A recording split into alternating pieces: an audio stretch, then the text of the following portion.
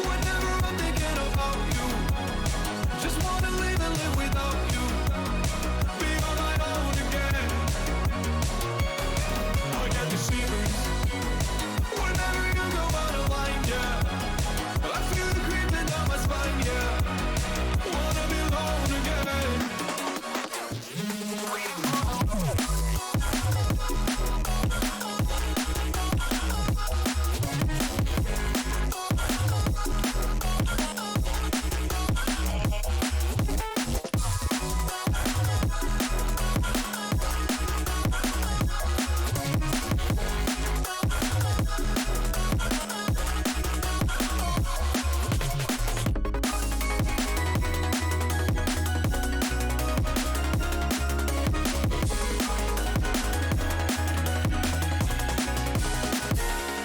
It's almost nighttime, waiting for the right time. Gotta get this right, I'm scared to death. Scared of your eyes, looking into my eyes. Scared that I'll back out and hold my breath. Wake up one morning and see your face, I can feel it coming back. These shivers are every day. Whoa, I say it's over, I get out of bed and leave, yeah. Just like that, I got the shivers whenever I would think about you. Now that I left, I live without you. I'm on my own again. I got the shivers whenever you went out of line, yeah. Now it's like everything is fine, yeah. 'Cause now I'm alone again.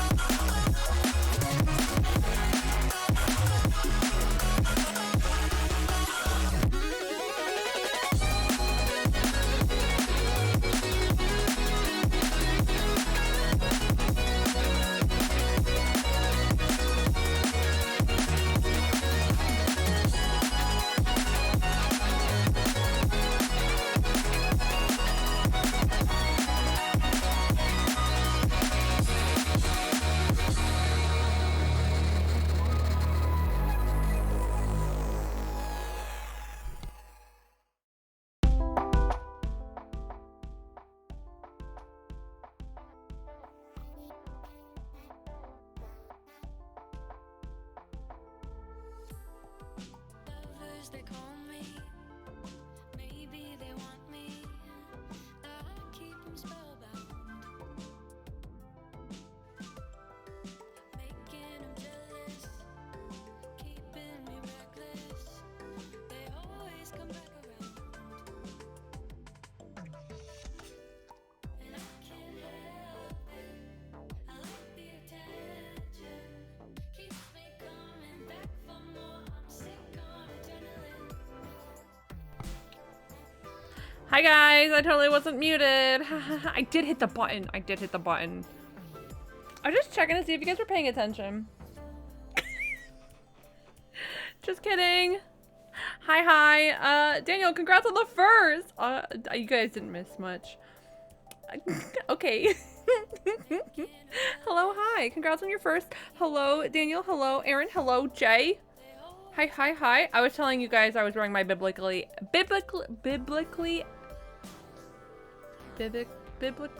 accurate Mothman t-shirt. Daniel, how dare you steal my first? I know, he swooped in there. He even got the hi first. He even got the hello, hi, hello, how are you first? Wild, crazy. Anyway, I'm digesting because I inhaled my dinner. What'd you guys have? What do you guys have today? Or if you haven't had dinner, what is your plan for dinner? I also love my Mothman t-shirt, thank you. Also because the Nintendo Direct hurt your wallet. I haven't even like looked in that general direction yet, so we're doing great. You're eating chimkin and broccoli. Delicious. Delicious. I had,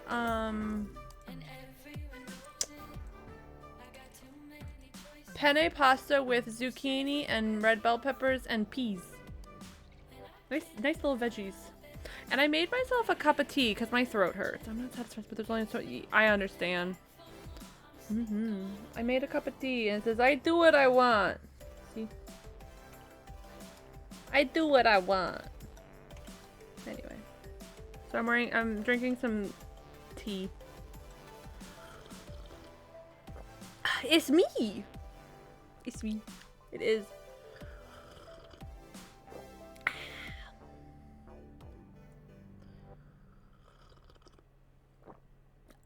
Yeah, my throat hurts.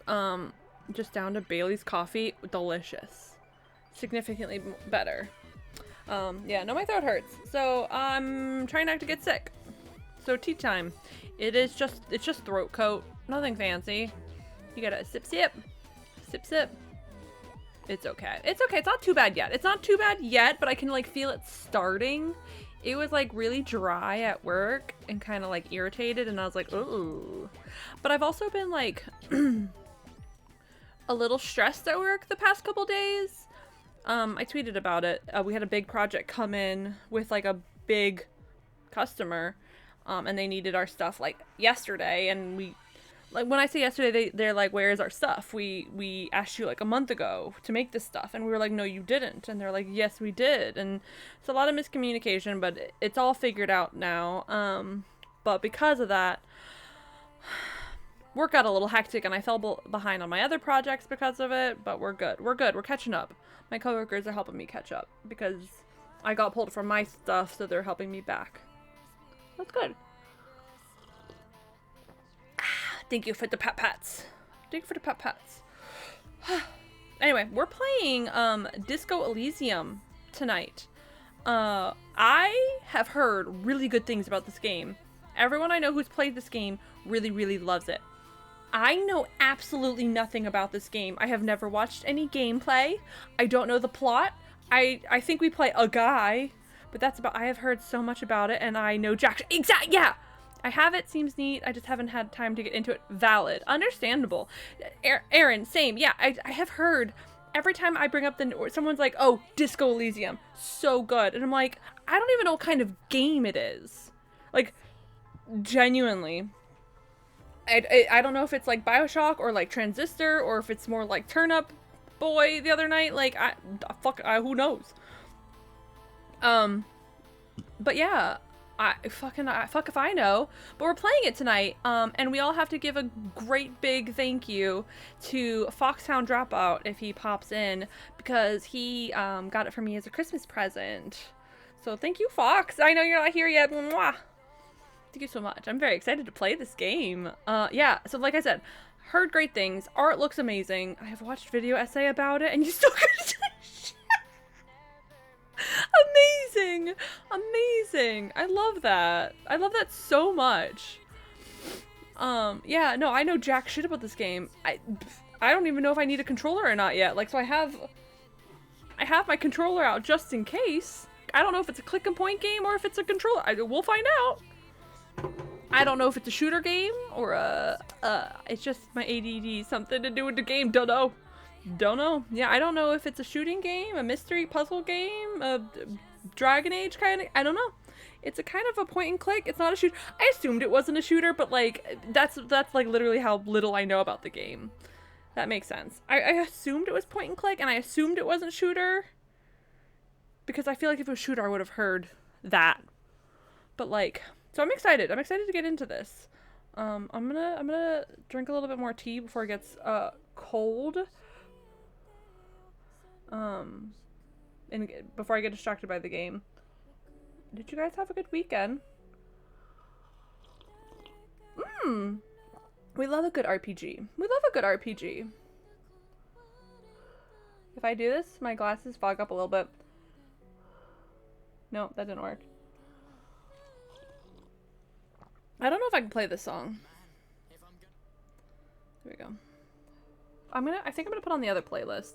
I did finish Bones' Pirate. I saw your tweet. Congrats on finishing the game. I'm so sorry. Listen, When I say this, I mean it from the bottom of my heart, because like ending a D&D campaign is both so good but also so sad. So I apologize that you ended a D&D game, but congratulations for ending a D&D game. Like, that's a big thing. And your car tire sticks. You had a successful weekend. What did I do this weekend? I think I ran errands on Saturday, and then Jay came over and we made some cereal mix. But I did something. What did I do? Oh, we went to the mall. That's what we did. We went to the mall. I told you this on Sunday. And then Sunday after stream, I think I just putzed. I don't think I did anything important or exciting, really. I picked my knitting back up and I was knitting last night. So that's exciting. That's fun. I nearly cried and had a heartfelt letter from your character. Oh, so cute. So sweet. Dude, D&D has made me cry many a times. Last night we played D&D in our Strahd campaign, and we were doing this thing where our group got dispersed into multiple cities. I think I explained this. And so, like, if this player character went here, the rest of our D&D group played the NPCs in that area to help. And so we did that. And last night we were on the last city. It was really cool. So we had one group. So one person and a bunch of NPCs went to, not Valaki, the other one. Not Barovia, not Valaki, the other one. I can't remember. It doesn't really matter. Then we had two people and a bunch of NPCs go to Barovia, and then one PC and NPCs stay in Valaki. And so my character stayed in Valaki, and that was the last city. The other one that you never went to, so you don't. Yeah, the one with has the big abbey up on the hill. Krezk is the other one. I'm so surprised when people don't go to Krezk, because there's like shit that happens in there that's kind of wild. So we were on the last town. We already did Krezk. We already saved Barovia. Now we're working on Valaki, and so it was my character, my character's older sister, because my character's a triplet, and then we're not that far into the game, so we'll get there. Makes sense. I won't give any spoilers away, and this stuff is all like homebrewed that our DM did, so I'm not going to spoil anything for you, but he had a whole bunch of things attacking these towns, and we had Blinsky and some other NPCs there. And my character's sister is a sorcerer who's been hanging out with Mordekainen. And she's always been, like, the better sister, like, the one who would have gotten, like, good grades and was kind of, like, really pretty. And all. We love Blinsky. We love Blinsky. We also love Blinsky in our group. It's no fun. It's no Blinsky, is what our group says. I don't know if that's canon or homebrewed. But, yeah, sister is kind of the, like, the pretty sister, the smart sister, like, she's just overall better. And, hi, Chaz, how are you? I'm talking about, something that happened in D&D last night. And, so my character's older sister is a sorcerer, and we were fighting a bunch of, like, demon-type creatures, demonic type creatures, and so she was just trying to, the player, his name is Nathan, was trying to decide on which two spells to cast, and he ended up picking one that was like a fire based spell, and I was like, oh well, we already had made the comment that like they are, if not resistant, then immune to fire damage, and he was like, oh, that doesn't matter, because apparently he took some elemental something feat where when he casts a spell, it negates resistances and maybe also immunities. So if he does fire damage, it'll do full damage instead of half damage. And then he bumped that spell up to a 6th level, so he ended up rolling... Oh, and then he used 6 sorcery points to double cast the spell, basically. So it was like some burning hands type shit. I don't actually really remember what the spell was.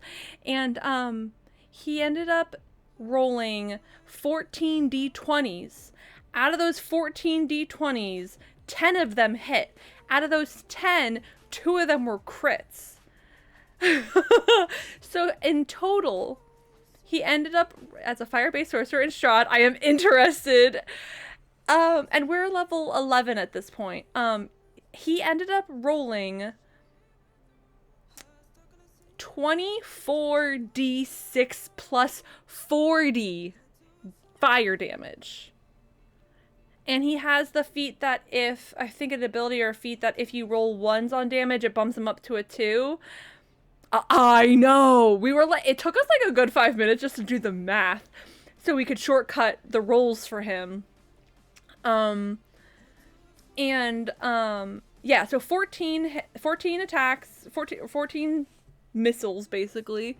10 of those hit, 2 of those 10 were crits, 24d6 plus 40 of damage, and ended up rolling 128 points of fire damage, and killed the big bad after, like, we were, like, maybe a third of the way through this battle, according to the DM, maybe about halfway. It was Scorching Ray. It was Scorching Ray. It was Scorching Ray. It was Scorching Ray. Yes, yes, yes. I was like, once I hear the name, I'll be like, yes, that was it. So he cast Scorching Ray and did 126 points of fire damage with one spell. And we were just sitting there like, okay. Like, I'm Daya. Daya is my character's sister's name. And we're like, I'm Daya and I'm better. And we're like, the wind is billowing and her hair is like perfect and there's explosions going off around her. And we're like, okay, so Nathan won Dungeons and Dragons and all of our characters are done. We're all just gonna leave and Daya is gonna take care of everything for us now. She's just gonna play the game. We were just like, holy fuck. Built different. Now the only thing is, did they look away from the explosions? She was like, ugh. They didn't look away from the explosions. Not cool. She looked back over her shoulder, I think, at like Mordekainen or me or something. She's got it covered. She don't need our help. She only needs us to make sure she doesn't get hit and go down. God. And like, it's really funny. We're pretty far in, so we've leveled up to, our characters are level 12 now. I haven't decided I'm gonna level in Barbarian or Artificer yet. Depends. But like, my character, we've started getting like fancy tricks and different like buffs, like magic based buffs and like actual like weapons and magical items. That's the word I'm looking for. Magic items to like help us. So like my character has gained an ability that's the equivalent of wearing like a belt of giant strength. So her strength, my barbarian's strength is I think a 25. So when I hit, I get a plus 13 modifier. So like if I roll a natural 20, that's a 33 to hit. Like Burns subclass is sort of homebrew. Level 60 gets ignore resistance to fire, and yeah, level 18 choose immunities. Okay, that's what it is. That's what it is. Yeah, so like my barbarian can hit. She doesn't hit any harder than normal, but literally hot damn. Yeah, my character, her strength is a 25 because she made a deal with this creature, this entity. I love Pyroman. That sounds so good. Yeah. Aaron, my character's sister must have a similar subclass to yours. I didn't pick the specifics. So when I built the backstory, my character Riley is a triplet. She has an older sister and a younger brother. I said sister is a sorcerer. I was like, personality wise, she's beauty, she's brains, she's smart, she's kind. Like she's kind of like the equivalent of like the perfect daughter kind of character, like the sister that I would be like always annoyed by because she was always got better grades in school, was always more popular, was this, that, etc. No bad relationship with her, just that's the kind of character she is. And I was like, and younger brother always got in trouble, and he was a he's a rogue ranger multi-class. The fact that my DM has brought both of my siblings into our campaign when they were not supposed to be here. They're supposed to be doing other things, other places, and they've both gotten dragged in, one to help and one My brother is being possessed by some vampiric creature, entity, maybe. So we have to save my brother. I was like, thank God we got my sister, guys. And after that attack, we were like, thank God we got Daya. What are you doing, Brooke? Get out. Exactly. Genuinely, I was like, what the fuck are you doing here? Go away. I'm doing fine without you. I can do my assignment, my silly little tasks. But no, my DM's really good at like dragging some of that stuff in. Get out. What are you doing in my house? What are you doing in my house? Just that TikTok audio. Anyway, we're gonna play I could talk about D&D all day, but we're leveling up. One of our PCs has a sister that was taken by Sean. Yeah, my brother. I tried to grab the reins of a horse as it ran away. It gave me rug burn. I got blood on the rope because of the rash. The horse ran off to Strahd, who now has my blood, and that's how he got my brother. And my sister ended up finding Mordenkainen, and that's how we found her while we were looking for Mordenkainen. We call him Morty. It's just a silly little guy in our campaign. Just a little man. Which is really funny. Poor Jackie agreed to it in spite of all the advice that the other Strahd DMs gave. Yeah, no, if I had known, I would have made my character an orphan. No family, no friends, no nothing. Anyway, we're gonna play some Disco Elysium. We gonna go do some Disco Elysium. If the music is too loud, let me know. I was trying to adjust the settings. Oops, I forgot to turn the music back on. And it sounded okay on my side, but you know, who fucking knows? Okay.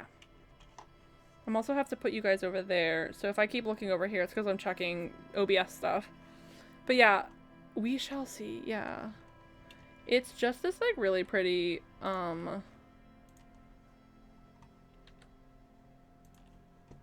gentle music at the moment. I don't think I have to change any settings. I'll let you know. I'll figure it out as we go. But yeah, like the art style of this game is fucking gorgeous. Like this is so pretty. I believe I set up Twitch integration. There should be some Twitch integration. I don't know how it's gonna work. Again, I've never done this before. But similar to Cult of the Lamb, there might be... Actually, I'm gonna pull up my stream to see if it's over there. Okay, there is a little box there. There is a little box there. So nothing's happening yet. So there's a lot of drug and alcohol use. Okay, heads up. Warning. Drug and alcohol use. I should actually look up the trigger warnings for this game real quick. Trigger warning. Disco Elysium. Trigger warnings?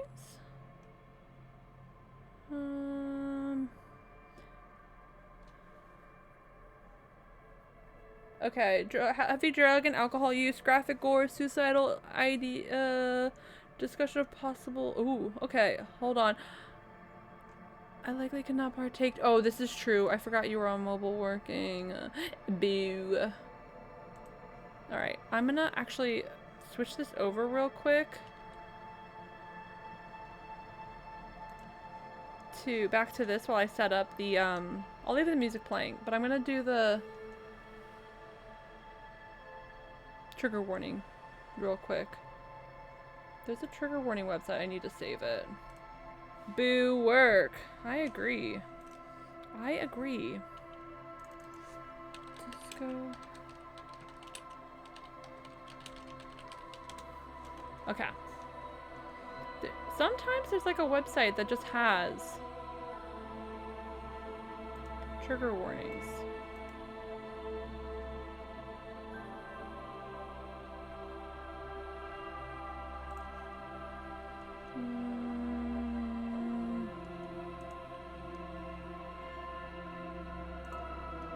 Okay, guys, I'm gonna set this up real quick.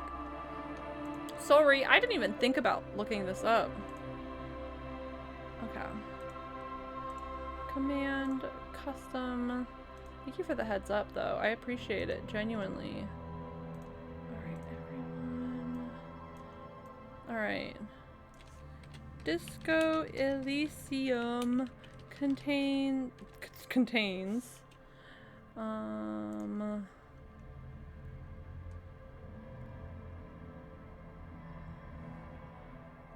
every trigger warning I could think of. Oh geez.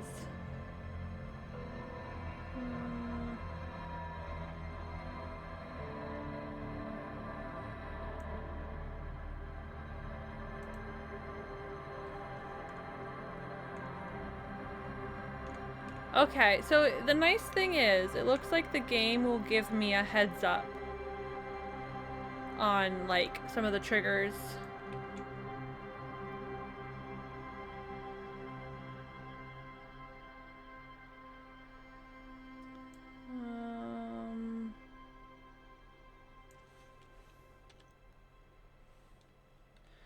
Animal death, the graphic to suicide.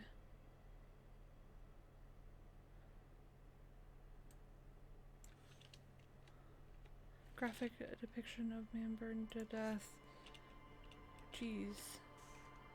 There's some heavy stuff in here.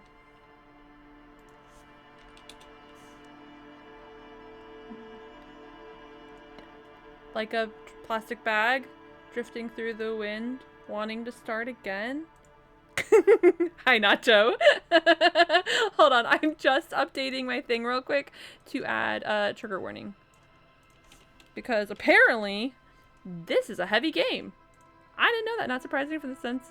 I know nothing. I know less than nothing. Okay, it's a long trigger warning that I added, but it kind of covers everything, and it said that some of them are avoidable. It did say some of them are avoidable depending on, like, the choices that I make in the game. So that's interesting. That's good to know. Alright, let's head over. The game is so good. I'm so that's what everyone's like. They're like, it's such a good game. I don't know a jack shit about this game, so I'm really excited for you guys to get to experience this with me. So yeah, I got gifted this game for Christmas from Foxhound. So we all have to thank Fox if he pops in tonight. But yeah, so I'm really excited. Like I said, I know nothing about the game. It's a click point game. I know that, and now I know it covers some heavy topics. And I know that the art style is fucking beautiful. It's gorgeous. Like, it's so cool. That's it. So let's go, I guess. All right. New game. Oh, select archetypes. Okay. Thinker, extremely intelligent, very bad with people, knows interesting facts, comes up with original ideas. Oh, it's kind of like D&D over here. Anyways, have fun. All right, thank you for the lurk. I appreciate it. Sensitive, very psychological, a magnetic personality, but unstable, might begin to lose his mind. Encyclopedia, Inland Empire. Physical, extremely physical, interacts with the world through his body, gets things done, but dumb as a rock. And then create your own character. Hand-eye coordination. Interesting. Oh. Well, I don't want to lose my mind. So I'm leaning towards sensitive or physical just because of the way that I play D&D characters, at least. I tend not to do high intelligence characters. Okay, I was literally about to be like, what's FYS? Physique. How well your body is built. Got it. Psyche. The power to influence others. And intelligence. And motorics. How well you move your body. Good. If I was doing X-ray, I would be able to stick around and watch it last. You're doing other things today. Boo. Tell them to put you on X-ray. Tell them that I said. Tell them that I said you have to be on X-ray today. Also, Aaron, I did find out Aston ended up getting a table at Boston. Oh, excuse me, at Anime Boston. So I'll be tabling on Saturday. Whoa! So you can come see us. There is no X-ray work to do. Boo! That's unfortunate. I'm sorry. Hand-eye coordination. Yeah! So now I just gotta figure out my lineup. Alright, let's go with interacts with the world through his body, gets things into dumb as rocks. I don't want to lose my mind on the first time. I probably recommend Thinker for my first run, but I'm gonna go with, I think, physical. Get physical, physical. Very bad with people, knows interesting facts. I do like the interesting facts original idea. This is where I'm gonna get stuck. All right.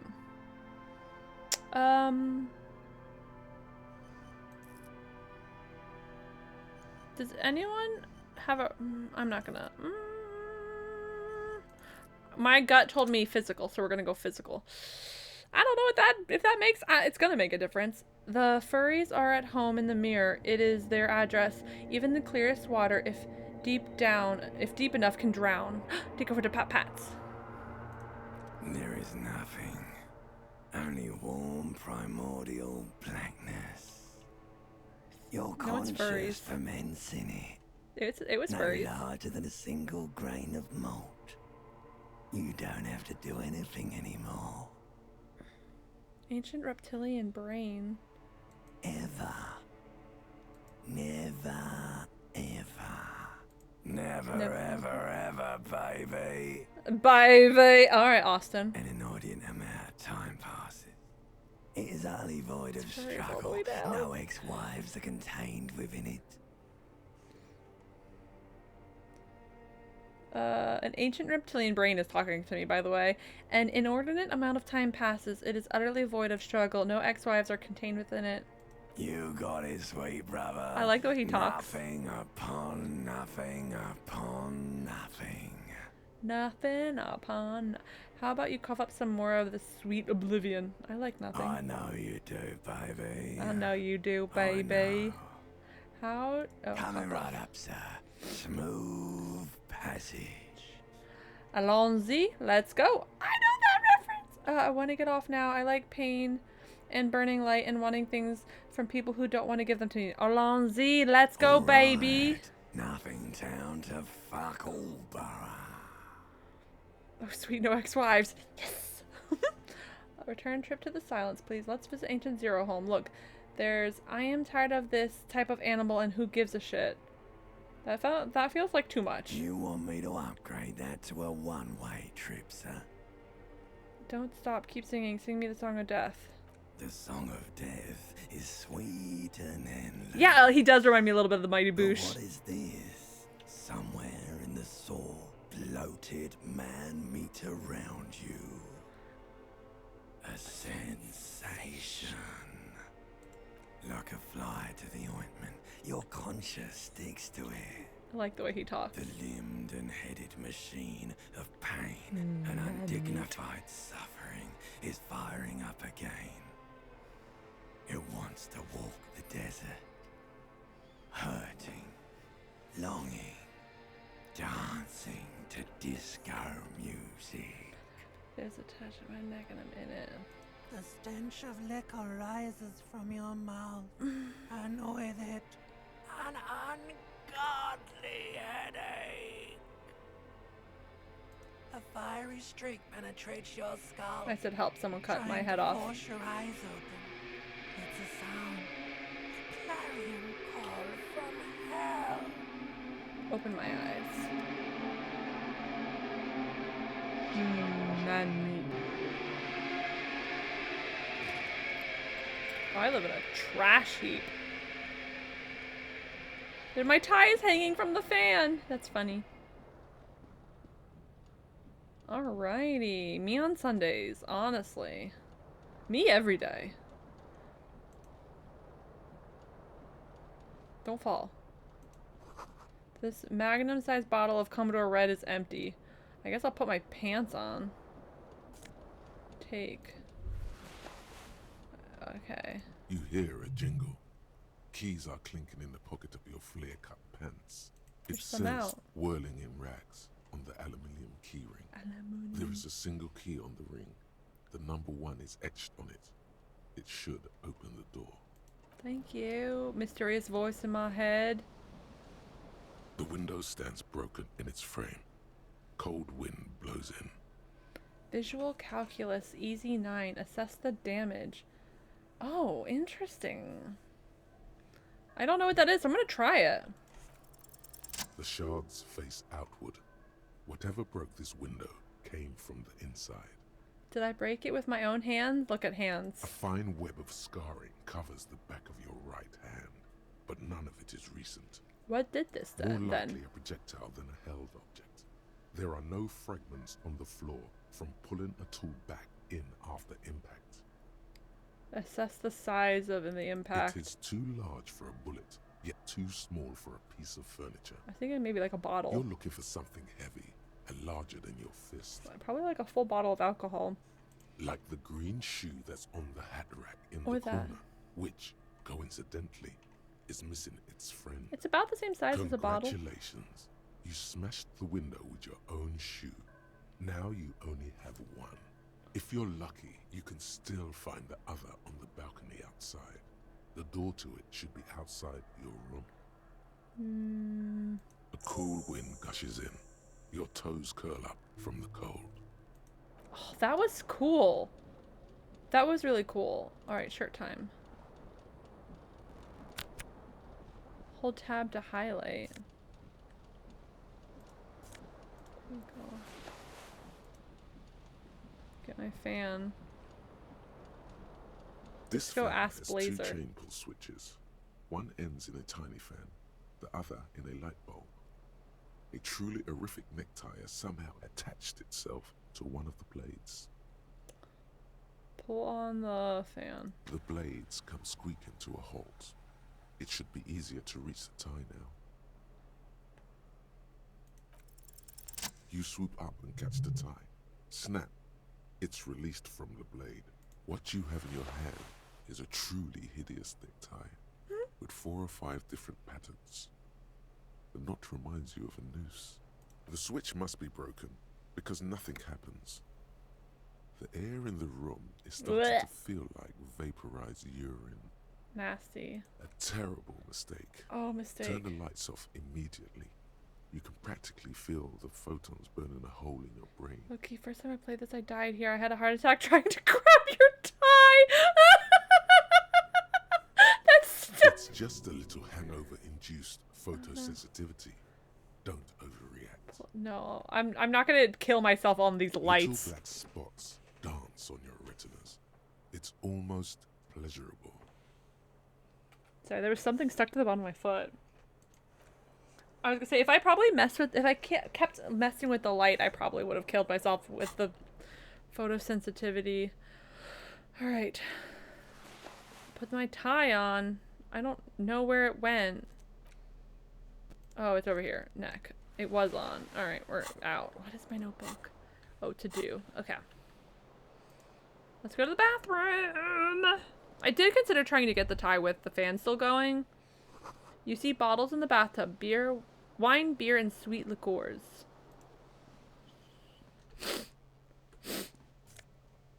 Put the shirt on.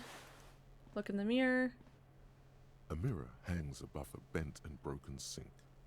In a fierce discharge of masculine energy, someone has ripped half the faucet off. Hot water sprays from the base, and steam covers the mirror.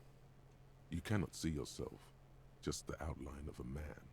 Suddenly, you realize you have no memory of the face that awaits you there, underneath the soft vapor. As you slowly reach your hand towards the surface of the mirror. Abort. You clearly have not thought this through.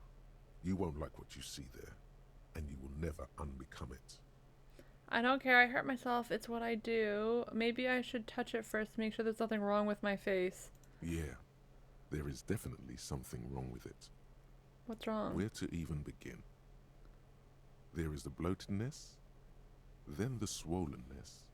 It's like there's an upholstery of alcohol. Me. underneath your skin. I'm sorry. Touch my nose. At least my tongue is okay. I'm scared. I didn't want to. I'm sorry. Bet Touch my you are. nose. Your nose feels like a small balloon in the middle of your face. It hurts when you honk it. It doesn't appear to be a particularly tiny nose either. Not with all the drinks it's absorbed for you. Oh, check my tongue. It's not. It's swollen and snail-like, wriggling between your fingers. I'm sorry, tongue.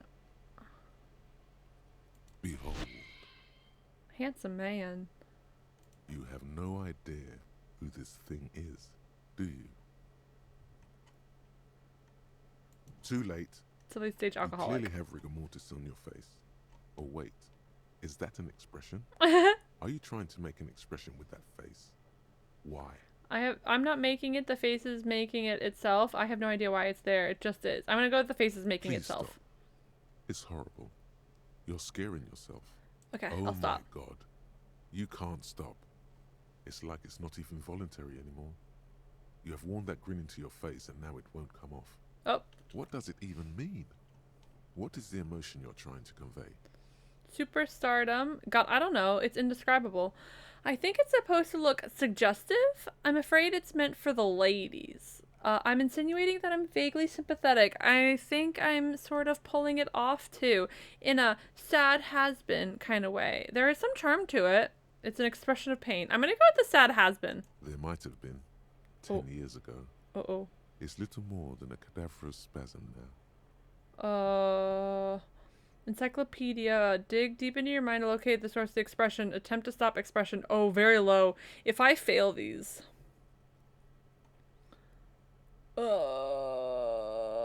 If I fail this. I'm gonna hurt myself.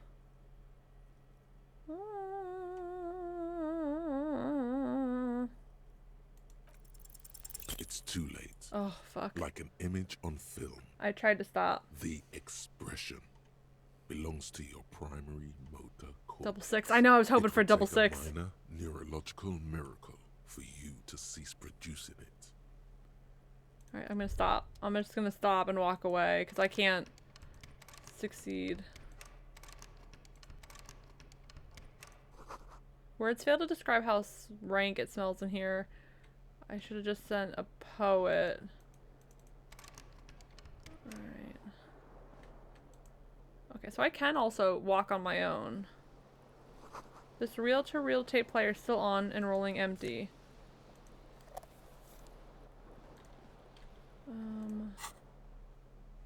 Inner items. How do I put the item there? Where are you going?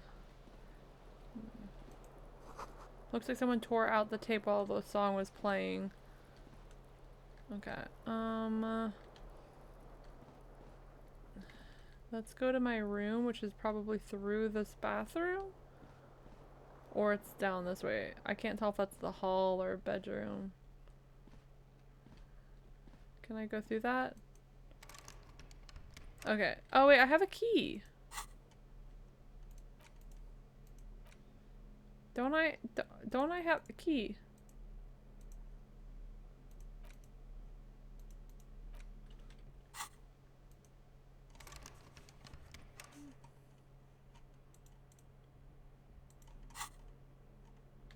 Okay, well, the key doesn't open that. Oof. I know. Painful. Okay.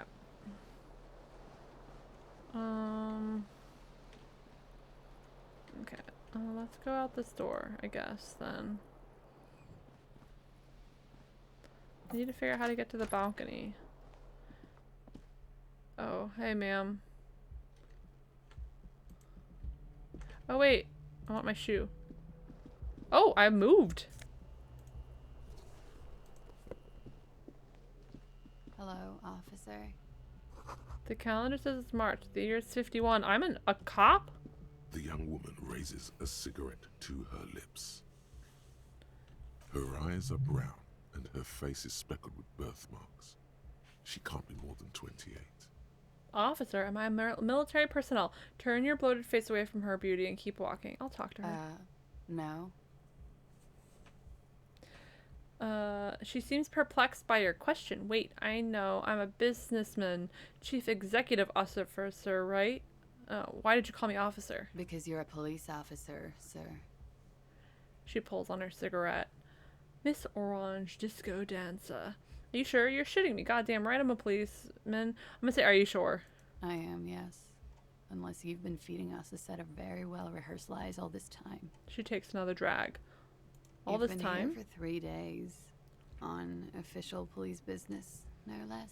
And what business is that? Couldn't say. In truth, so far, mostly drinking.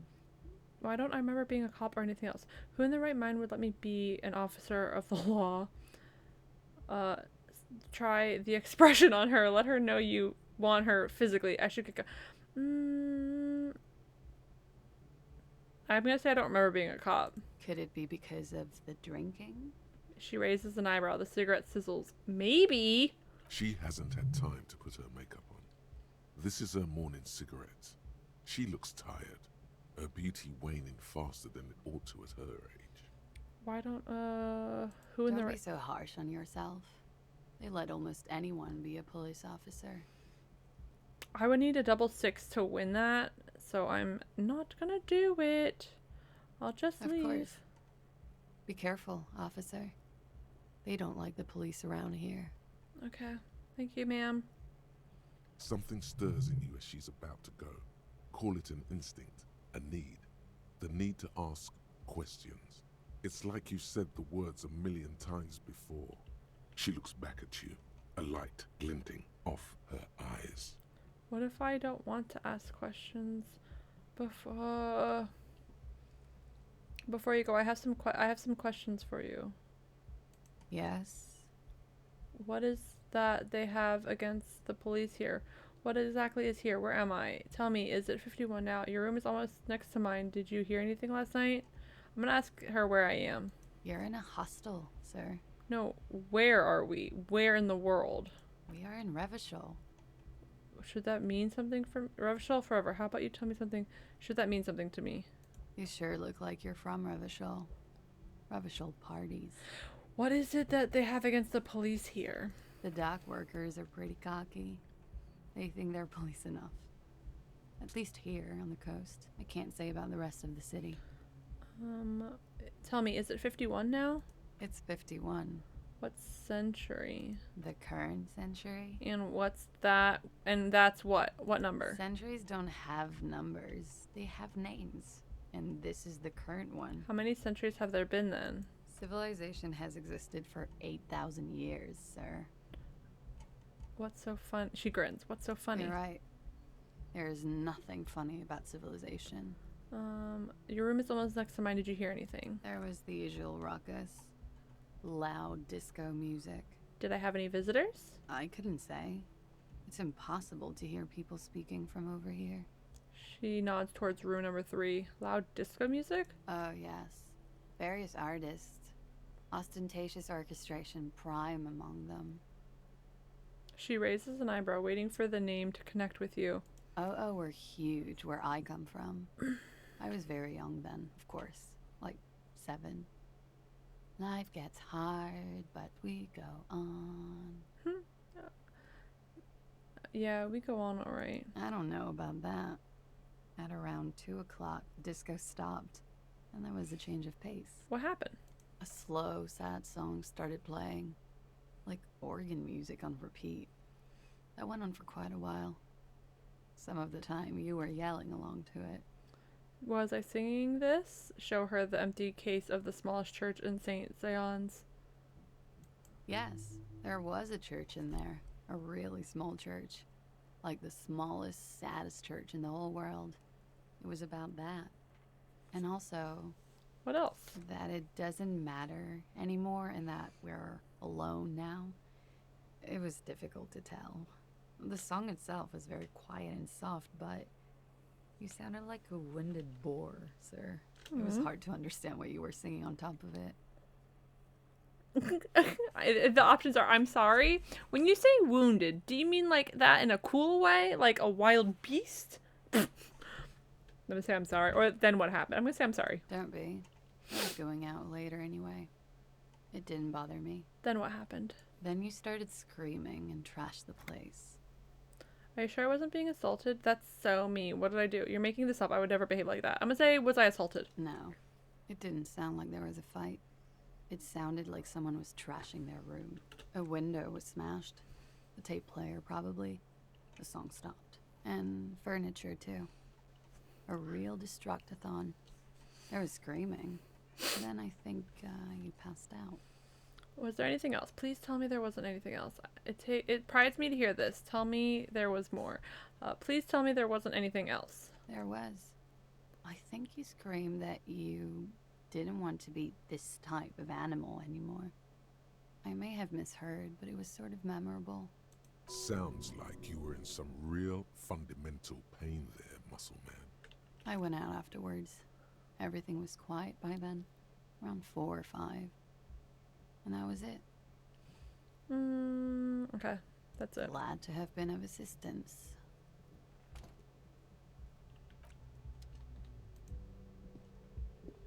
She looks like she left a nice long stub in the ashtray. It's still smoking.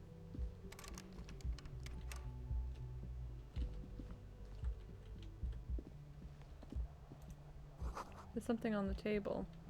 Well, can I have it? Money!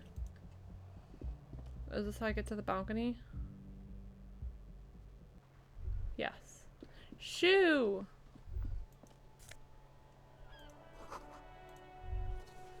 Gust of briny wind washes over you. I can put my shoes on! Look at me. Look at that fit. Here comes the money!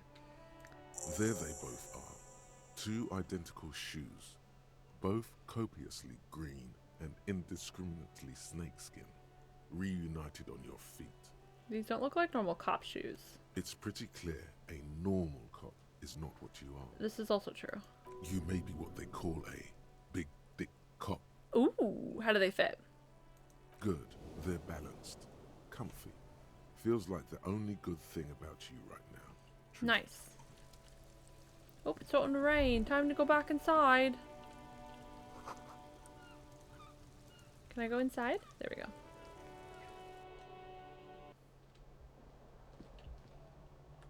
Okay.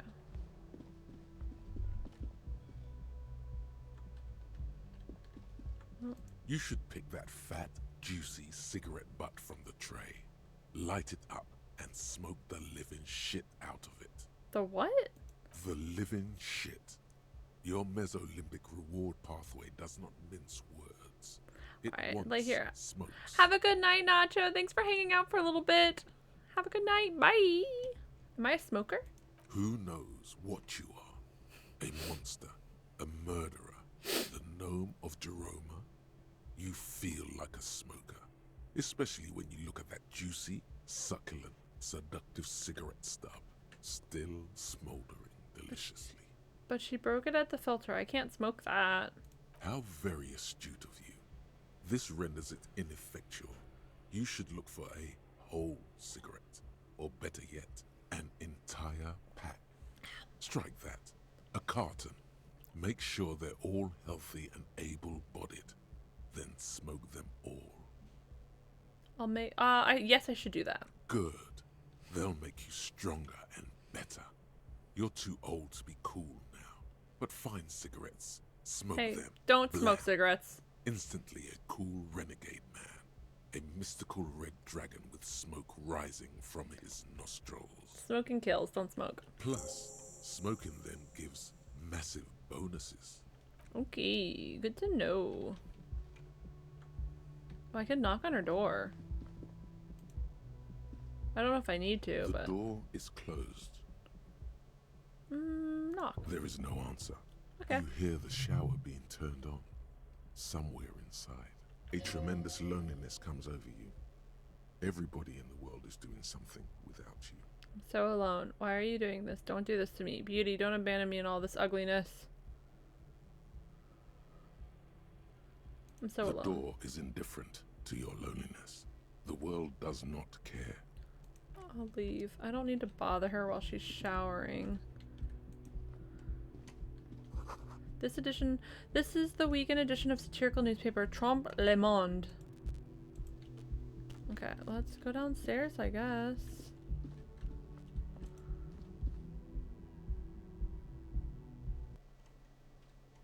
Where am I? Oh, cutscene.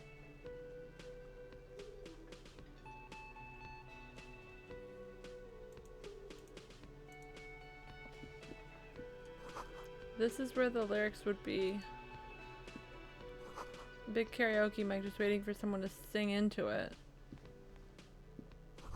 The speakers connect to the radio. The music is seasoned with static. A man in his late 20s stands behind the counter, Dark. inspecting a stuffed seabird. As you approach, he gives you a sideways glance, then looks down again. That was disdain in his eyes. Even now he's purposely ignoring you. Something tells me you don't like me. Look at the stuffed bird. Are you the bar? I'm gonna look at the stuffed bird. A competent work of taxidermy. The white and brown seabird lies among piles of coasters and drying mugs. One of its wings broken. The man is trying to mend it. Uh-oh, did I break that? Looks like the bird was ripped off the shield that was used to mount it, most likely on a wall.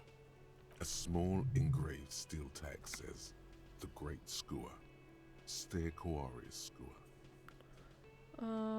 That's the great, what happened to the bird? Look, your buddy is over there. He looks at the doors, where a man in a bomber jacket is tapping his foot on the floor. Why don't you go and talk to him, okay? What do you mean by my buddy? He pretends not to hear you, concentrating on the bird instead. Something tells me you don't like me. Oh no, you're a hero. A real hero cop. Not only am I a cop, but I'm also a hero. You're being sarcastic. Am I? Or did you ride in, take the body down, solve the murder, and not trash my hostel room? I'm guessing I didn't do any of those things. You're right, you didn't, and it's only taken you 3 days not to. What have I been doing all that time? Have you seen me around? No, I haven't seen you around. I'm not always here. He looks down again and keeps plucking at the bird. Are you the bartender? No, I'm not the bartender. I'm the cafeteria manager. He's very animated all of a sudden. This seems like a touchy subject. What's the difference? I have 3 cafeterias to manage. 3. Sylvie tends the bar here, not me. I'm only standing in. Where did this Sylvie go? She just, you know. Alright, leave. What is... You should totally sing karaoke here, the first chance you get. Your emotions need to be expressed. People need to know your vast, oceanic soul. My soul's immense. My soul is modest, a normal size. My soul is puny. My soul's cubic content is obscured by the halo. I would say my soul is immense. Utterly. And it needs to be heard. It does. Through a PA system. It does. By other people. It does. Whether they like it or not. Ram it up their ears, says your adrenaline gland. Violently express yourself. What should I sing when it comes to it? You should sing the sad small church song from that tape you found. Maybe not. Thought it was obvious. Of course, they'll really get a gauge on my soul with that one. I was thinking maybe I could sing something happy, like from those ostentatious orchestration folks. No. Don't sing the happy song. It's stupid. Sing the sad song. It's profound. Okay. You would need another copy of the tape first, though. The one upstairs is destroyed. Okay.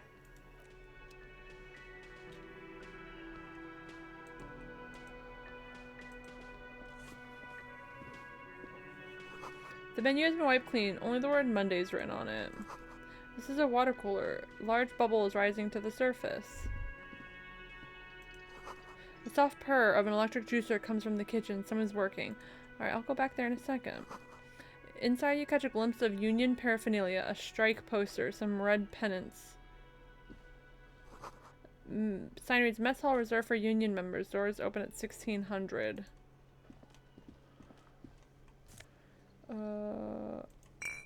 Yeah, NASA Fed, whatever a NASA Fed is.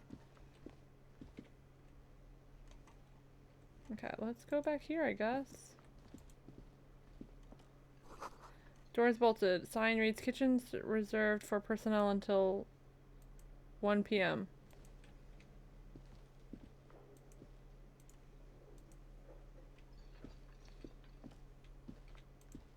Talk to this person, I guess. Hello, sweetie. Lena, the cryptozoologist's wife. Hi! You shouldn't keep your colleague waiting. Him. She nods towards the man in the orange bomber jacket. Oh, okay. I'll get there when I get there. This royal pinball machine is unplugged. A bespectacled man in an orange bomber Kim jacket is tapping his Kitsuragi. foot on the floor. Looks like he's waiting for someone. As you approach, he narrows his eyes and extends his hand in greeting. On the sleeve of his bomber jacket, as well as on its back, are the same enigmatic white rectangles as on your blazer. Ooh, I'll shake his hand. Hello, I'm Kim Kitsuragi, Lieutenant, Precinct 57. You must be from the 41st. Sure. You realize he's waiting for your name. Conceptual. I'm brute. So I'm. When did I get 1 damage over here? Oh, I got +1 health. Never mind. I was gonna say it has to roll an 11, which means I need to roll at least a 5 and a 6. I'm gonna be honest. I don't really know my name. Okay then. He processes the information, then disregards it. It looks like we had a little scheduling error on Sunday. Saturday too, actually. Have you had time to talk to the manager here? You mean him? Nod towards the cafeteria manager. Yeah, I just talked to him. No, I haven't. There must be some kind of misunderstanding. You're taking me for some... I'm gonna go with, yeah, you mean him? And point to the guy. If you don't mind, we should talk to him again. Ask him for a rundown of the area. Now that I'm here as well. I understand the scene is out back, right? It also wouldn't hurt to assure him the police are finally here. In full force, I mean. Have you mapped out the initial interviews? Yes, the police, I am aware. I'm a policeman. What interviews? Yes, I have or I have not. I don't know what I'm supposed to be doing. I don't know if I want to lie to this guy or not. Let's say...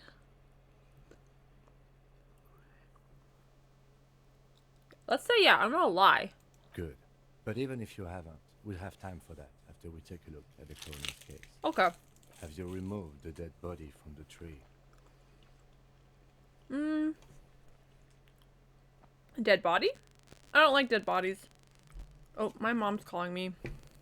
Hold on 1 second. Let me put some music on for you guys.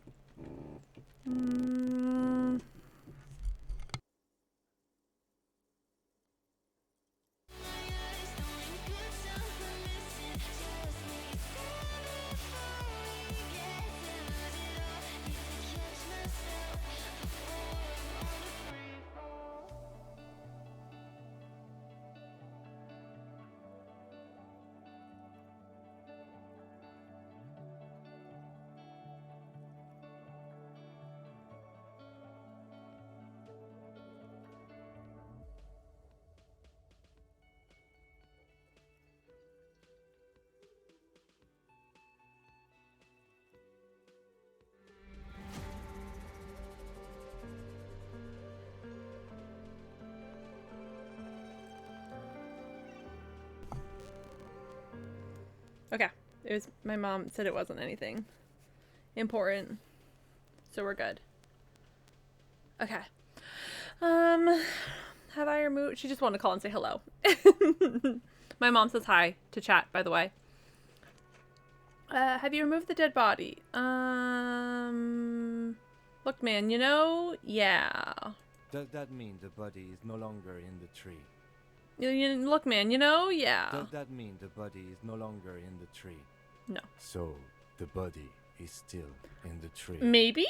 This is the first time you detect a weariness in the lieutenant's voice. It is obvious he would have preferred for the body to no longer be in the tree. Where it has been hanging for 7 days straight. We should go there as soon as we are done talking to the owner. Uh-huh. What a shame. Get to it now. Rip that body down from the tree. Okay. Don't worry about the body. I'll rip it down. What if you told you what if I told you I'm not really a police officer? How can you be sure I'm from the police? But I can't remember anything. Where were we supposed to do again?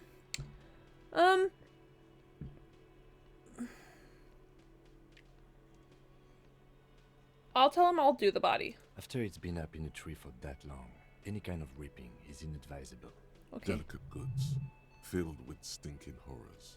But I can't remember anything. I can see you drank last night and the night before, that you are still drunk now. But I have seen officers go through worse. Much worse. Oh. If you need something for your headache, there is a general store nearby. But as I said, the dead body should be our number one concern. Okay. A painkiller would be good about now. This thing is pulsating with discomfort.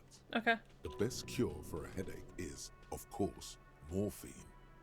They won't have that. So cigarettes will have to do. Don't worry about the what if I told you I'm not really a police officer? We all feel that way sometimes. There is no such thing as a police officer, I'm afraid. What remains is that there is a dead body in the tree. Someone has to figure out who put it there. This If is we true. don't, no one else will. But first, we have to take it down. Okay. How can you be so sure I'm from the police? I was sent here to meet a detective from Precinct 41. You have the insignia of the Citizens Militia on your sleeve and on your back. I suppose you could be impersonating him. You could have gotten the insignia from the black market or forged it. But for now, I'm going to set those possibilities aside. I'm not from the Inspectorate General. The Inspectorate General? You said insignia these way, right? Internal affairs. And I'm not them. I'm from criminal investigation. You mean these? You said insignia points to these? Yes. But they're just They're white not rectangles. Just white rectangles. They bear a halogen watermark with the letters RCM and a pattern resembling the street grid of Havasham West.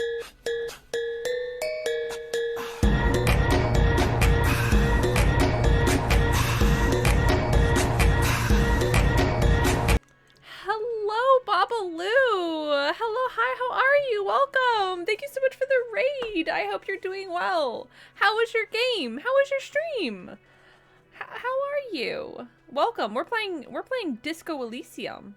Well, we just started. Hi, welcome back. Certainly glad you could join us today. Duncan. Duncan? Is that our guy's name? Also. Thank you so much for the resub. I appreciate it. Also. Hype. Thank you so much. Thank you so much. I appreciate it. How was your game? How was your stream? I literally just woke up, talked to the girl upstairs, and I'm now talking to this guy. I'm in love with the narrators. All of the little narrator, all the voices in this game are great. So I've never played Disco Elysium, and I know nothing about the game. I learned that it covered dark content when someone warned me, hey, there's dark topics covered. Maybe you should put a trigger warning, because I normally do for games like this. And I'm like, good to know. It's really good. Got some more progress on Dead Space. Oh, good. Really enjoying it. I'm so glad. I'm so glad you're enjoying it. I would ask you to step into the headlights of my motor carriage. But again, it's none of my concern. I just need you to do your job. I've heard really good things about the new, about the Dead Space remake. But shouldn't I have a badge or something? You mean you don't have a badge? It was not on me when I woke up. Losing your identification card is a serious matter. My vehicle has a shortwave. You can use it to report your badge missing. I would advise you to locate it as quickly as possible. But getting the body down should still take precedence. Okay. Let's go. After you, officer. Officer. Okay. Lieutenant Kitsuragi is now in your party. You can talk to him whenever by interacting with him. I don't know. Okay, so we play this guy in the green jacket. We woke up drunk in a hostel room, basically a hotel room. Autosave. And I have to interact with things. I'm a cop. I don't know what's going on, The genuinely. man with the unimpressive beard notices you approaching. He drops the ledger he was holding and turns to the lieutenant. I genuinely, don't know what this game is about. I think we're a cop and we have no idea what's going on. And we're kind of still drunk, but we have these voices in our head that we talk to, and you get to pick whether you're a thinker, a feeler, or a muscle at the beginning, and it gives you like stats to start with, and then you roll dice. It's kind of like if you've ever played Monster of the Week, or like the best I can equate it to is like D&D abilities.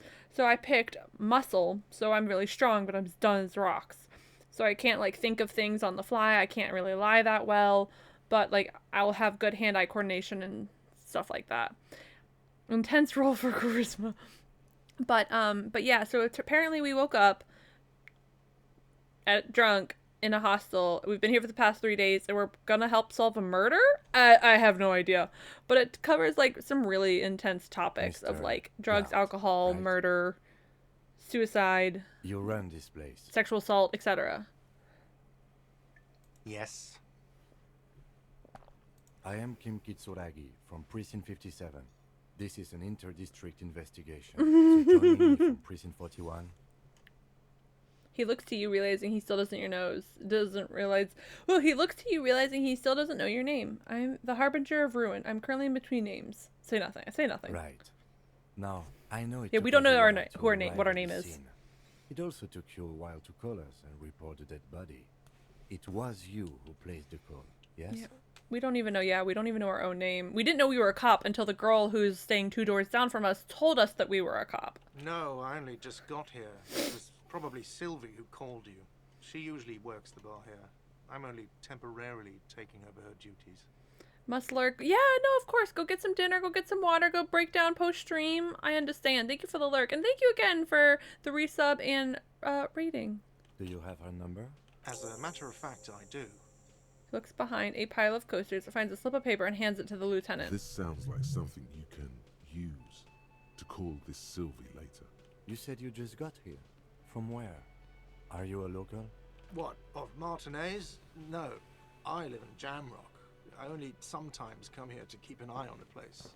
This is just one of the many, many cafeterias I manage. Yeah, one of 3. But you still know your way around, yes? In case we need directions.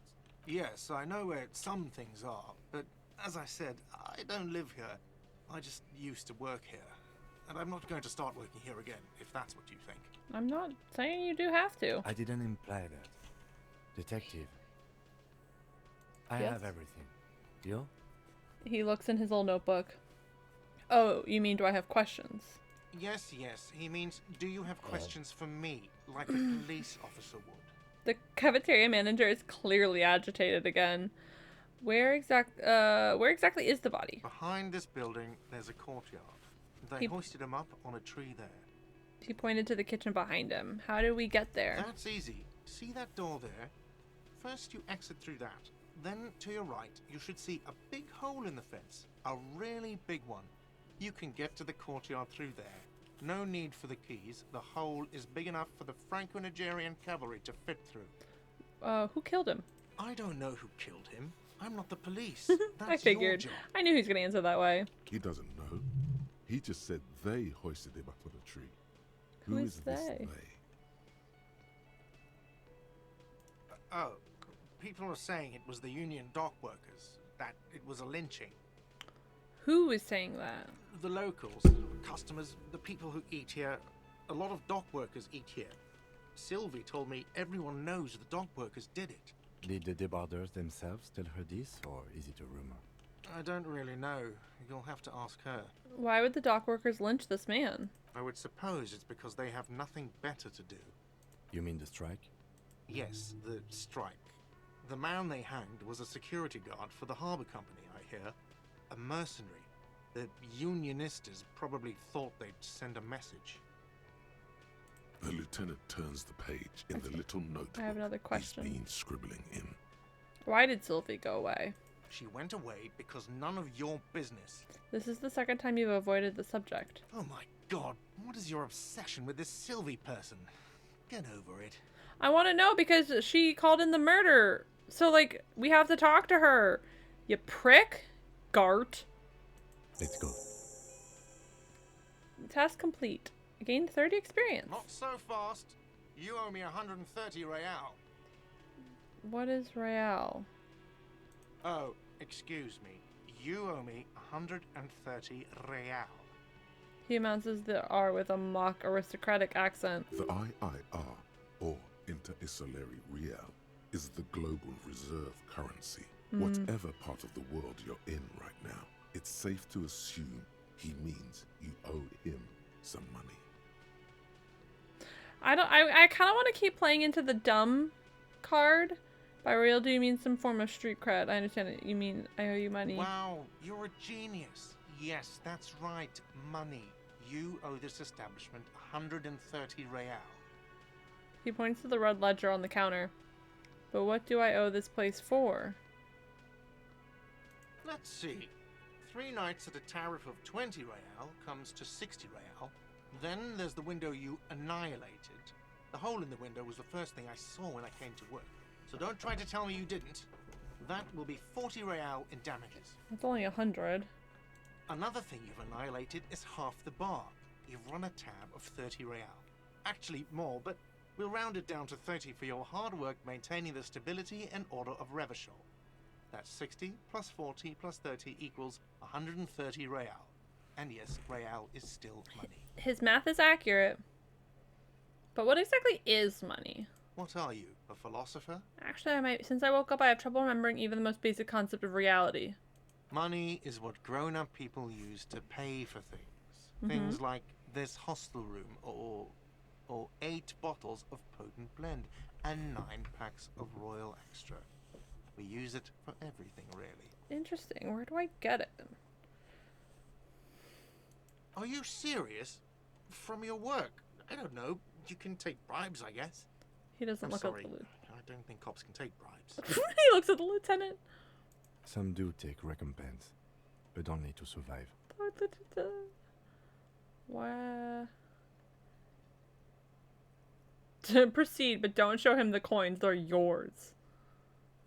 There's a shuffle of nylon as Lieutenant Kitsuragi looks for something in the pockets of his orange bomber. I'm sorry, but he has to pay. I can't let him stay here any longer if he doesn't. If he doesn't have the money by tonight, then... Officer, maybe you are better off working this from home for now. Hi, You Daniel. live in Jamrock, right? It's not that far away. Maybe you're better off working for this from home for now. Isn't there somewhere else I can stay? I don't have a home. I don't remember where my home is. Officer, you really need to take this up with your station. I have a shortwave radio in my car. Call them. Ask for assistance. We have to get this investigation started now. Okay. Good luck. New task. Pay for damages. Okay. By the way, where is home? The address is coming up blank, and this place sure isn't it. I really don't remember. Alright, let's go this way. Can I go? Can I? No? Why can't I go? Oh, it's this one.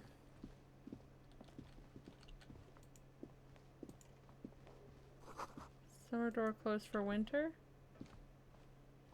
Well, how do I... Oh, is it this door down here? Oh!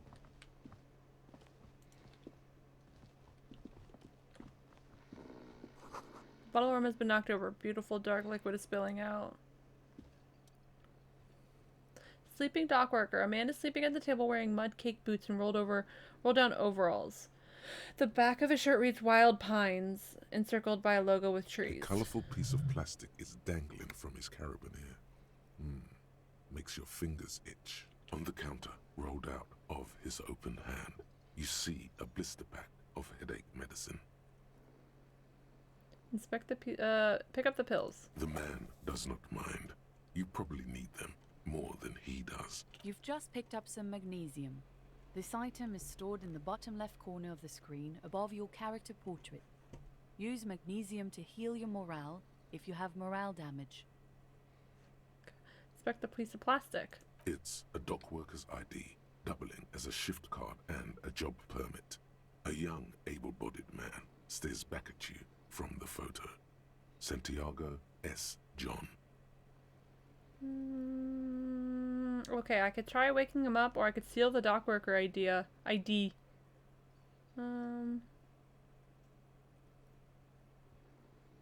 try waking him up. Oh, physical instrument challenging 12, interfacing medium 10.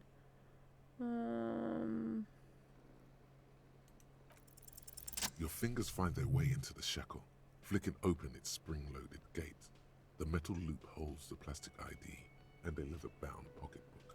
The man emits a loud snore. Is he about to wake up? Doesn't look like it, but you never know. Better be quick. Swipe through the pocketbook. You find a black paper note with a woman's profile on it. Seems like this woman lived centuries ago. The note says 5 real. It feels nice and greasy. Yum yum. Money. Think of all the things you can buy with this. The synapses in your brain fire with glee. Does the lieutenant see me? No, he's looking the other way. Perhaps purposefully. You slip the plastic ID card out of the loop and pocket it. The man continues to snore. The sleeping dock worker has little to say about your actions. He remains silent. Let's try to wake him up, I guess. There is only one way to wake this bone idol from his slumber. Roar like a hurricane. Rip the buildings from the earth. Why the yelling, man? I just started yelling. Why the 30-something man slowly lifts his head and gives you a pensive look. You're alive. You looked out for the count. You looked out for the long count there. Wait, what? No, he was just sleeping. He seems What do pissed you off. want, officer?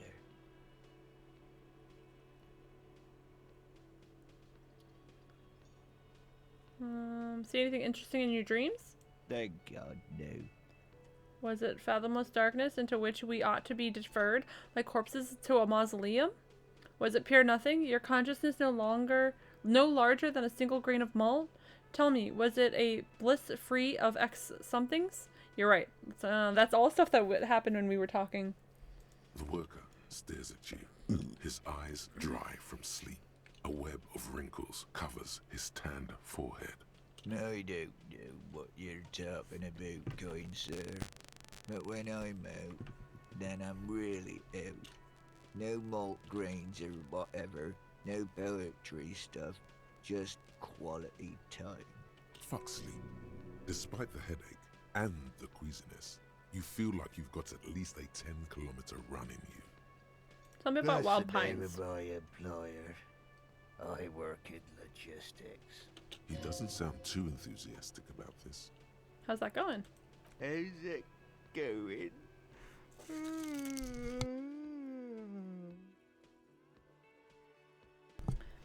The dock worker lets out a big yawn, then stares at the cafeteria's terrace doors. Some fingerprints glisten on the glass. Haven't you noticed what's going on outside? Of course, it's a total madhouse. Good. Then you understand the gist of it. We would all be better off without the employers and their employment. For one, I can get some goddamn shut-eye. Right to sleep, I say. Why are you sleeping here when the others are striking? They got it. Majorette's got it. He's guarding the gate. I just getting some sleep. Understandable. I was. The way he says Measurehead implies ultimate trust in this head reckoner's physical prowess. He seems like a worthy rival. You should slay him. Alright, sounds good. Who's behind the organization of the strikes? We are. The workers. The union. We know what we need. What's right for us. You mean there's no leader? Okay. I guess there's also Everard. He's in charge of the union. He's smart. Knows how to negotiate. He's got our back. What about the dead body in the yard? Yeah. What about it? You seem cool. Do you have many of those hanging from trees there? I'm just trying to figure out what you know about it. You know, people die here every day. Someone's found in a ditch. Another one falls in a manhole. A third one gets eaten by stray dogs. Dumb ways to die. If someone has decided to die on top of a tree, then how is it my concern? Artemis! Lurking because I feel gross. Thank you so much. I hope you feel better soon. Thank thank you so much for the lurk. I appreciate it. It's really interesting so far. It's nothing like I thought it was going to be, but it's really, really cool and interesting so far. But thank you for the lurk. Someone has to look into it. Looks like I'm that someone. Tell me what you know. Well, little point asking you about the body then. I'm gonna ask. I can tell you this. Trouble's ahead. My tea is cold. You have a pretty solid feeling that the man's not just mouthing off. He's strong, but even he has reasons to be cautious here. Understandable. The trouble's already here, or how else would you call a dead man hanging from a They tree? say your guy was a killer. Your tree man. He has friends, same as him, killers. There's only one thing they know well. How to wreak havoc. Who says that? You're saying Everyone. It's a local rumor. suddenly. He yawned suddenly. You're saying things might get violent around here? You heard what I said. Draw your own conclusions. That's all I know. And I prefer to keep it this way. The lieutenant gives you a little nod, then makes a note in his blue I was notebook. helpful. I was helpful. So Union people think he was a killer. Okay. Things. Even sleepy hair. This doesn't help a lot, but it's something. Good work, detective. Okay, so we did all these at the top. Dead body. Yours, and I point to the rum. Indeed. Help yourself to some. Wait. No. Oh, it's empty. Sorry about that. Oh. That's okay. Alright. The dock worker doesn't answer. His him- head is already back down on the table. I let him go back to in sleep. sweet sleep. Perfect. Can I... Anything else I can work on? No. Alright, what if I talk to you? That sugary black rum stain on the counter makes you teary-eyed with joy. It's almost touching how syrupy and sticky it is. How long have you been up already? An hour would have been bad. 2 hours is mystical. You have truly wiped out all trace of yourself if you haven't thought about rum and lemonade yet. I've been secretly thinking about it all this time. Actually, should I be thinking about this? Looks like drinking hasn't turned out too well for me. Now that you mention it, I do need a rum and lemonade. I'd love for Gart to serve me up a beverage. There he is. That's what I've been the thinking old about boy, the secretly. devil. You rascal, you. No! Let's celebrate right now by licking that stain No! off the counter. Do it. It'll be wild. Should I lick the counter? Should I lick the counter? That's weird. That's weird. Should I lick the counter? But only a little. Calmly, the lieutenant looks out of the window, licking the tasty rum stain off the counter. But only a little, then out of the window again. What are you doing? Don't worry about it. Investigating. We should move. Okay. A real drink would go well with those cigarettes you're looking for. That's a great combination. Okay. Alright, let's go. Alright. All around you, rain Our falls on the great familiar city of Revachol. faces. Rain drips from the eaves and floods the gutters, washing the filth away. The spring thaw must be here. The snow is melting. Looking up at the sky, cold water dripping from your hair. Grey sky like great battleships, clouds colliding with one another. Oh, I said, what am I doing? Rain What do I falls see? down on the world. How does it feel? Your shirt sticks to your chest. The shoulders of your disco blazer grow heavy. The cold finds its way in under your skin. You shiver, and the city shivers with you. Interesting. You're not dressed for this weather. You should get an overcoat or a patrol cloak. Ooh, motherfucker. Oh, it's in the Sheets west. of rain over the water. A flight of stairs leading into the ocean. Wave after wave washing the coast of Martinaise, with its motorboats and gently swaying reeds. The ruins of a half-sunken sea fort crumble on an inlet beyond the Bay of Revachol. Ghosts rise into the sky. Who are you, ghosts? The skyscrapers of La Delta, the financial district. Faint golden light seeps from the office windows. What is down the shore? Urban coastline, rain dripping off Eternite-covered roofs. Cinder blocks left over from half-finished construction. A defunct research and development building, once seized by revolutionaries. An old wooden church stands on stilts above the water. And beyond that? Coal City, end of all lines. Alright, what is, run your fingers through your dampened hair. Your hair is an oily mess flecked with ash from neighboring coal plants. Smokestacks rise somewhere in the distance. What's in the There's east? a fleet on the corner. A plastic coat is folded into a small triangle under the counter by the window. Beyond that, the strike breakers have gathered. Oh, that's what it's over here. The great gates of the industrial harbor are locked. A chill runs down your back. You shudder like an animal trying to shake water from its hide. You shudder looking down at your feet. Dirty rainwater runs veins into the plaza's snow. 2 green snakeskin shoes stand at attention on the mosaic paving of the plaza. Alright, what is in the north? Capeside apartments. Tower blocks crowd one another. 4.46mm bullets still lodged in their war-torn stone walls. Hallways collapse from the mortar hits of a war that was lost. Oh, there's long the ago. body. Clotheslines go to waste in the rain. Radios play. Warning, when we head over, the the body's like hanging from a tree, so yard. just visual Rain warning. falls onto the roof of a woodshed.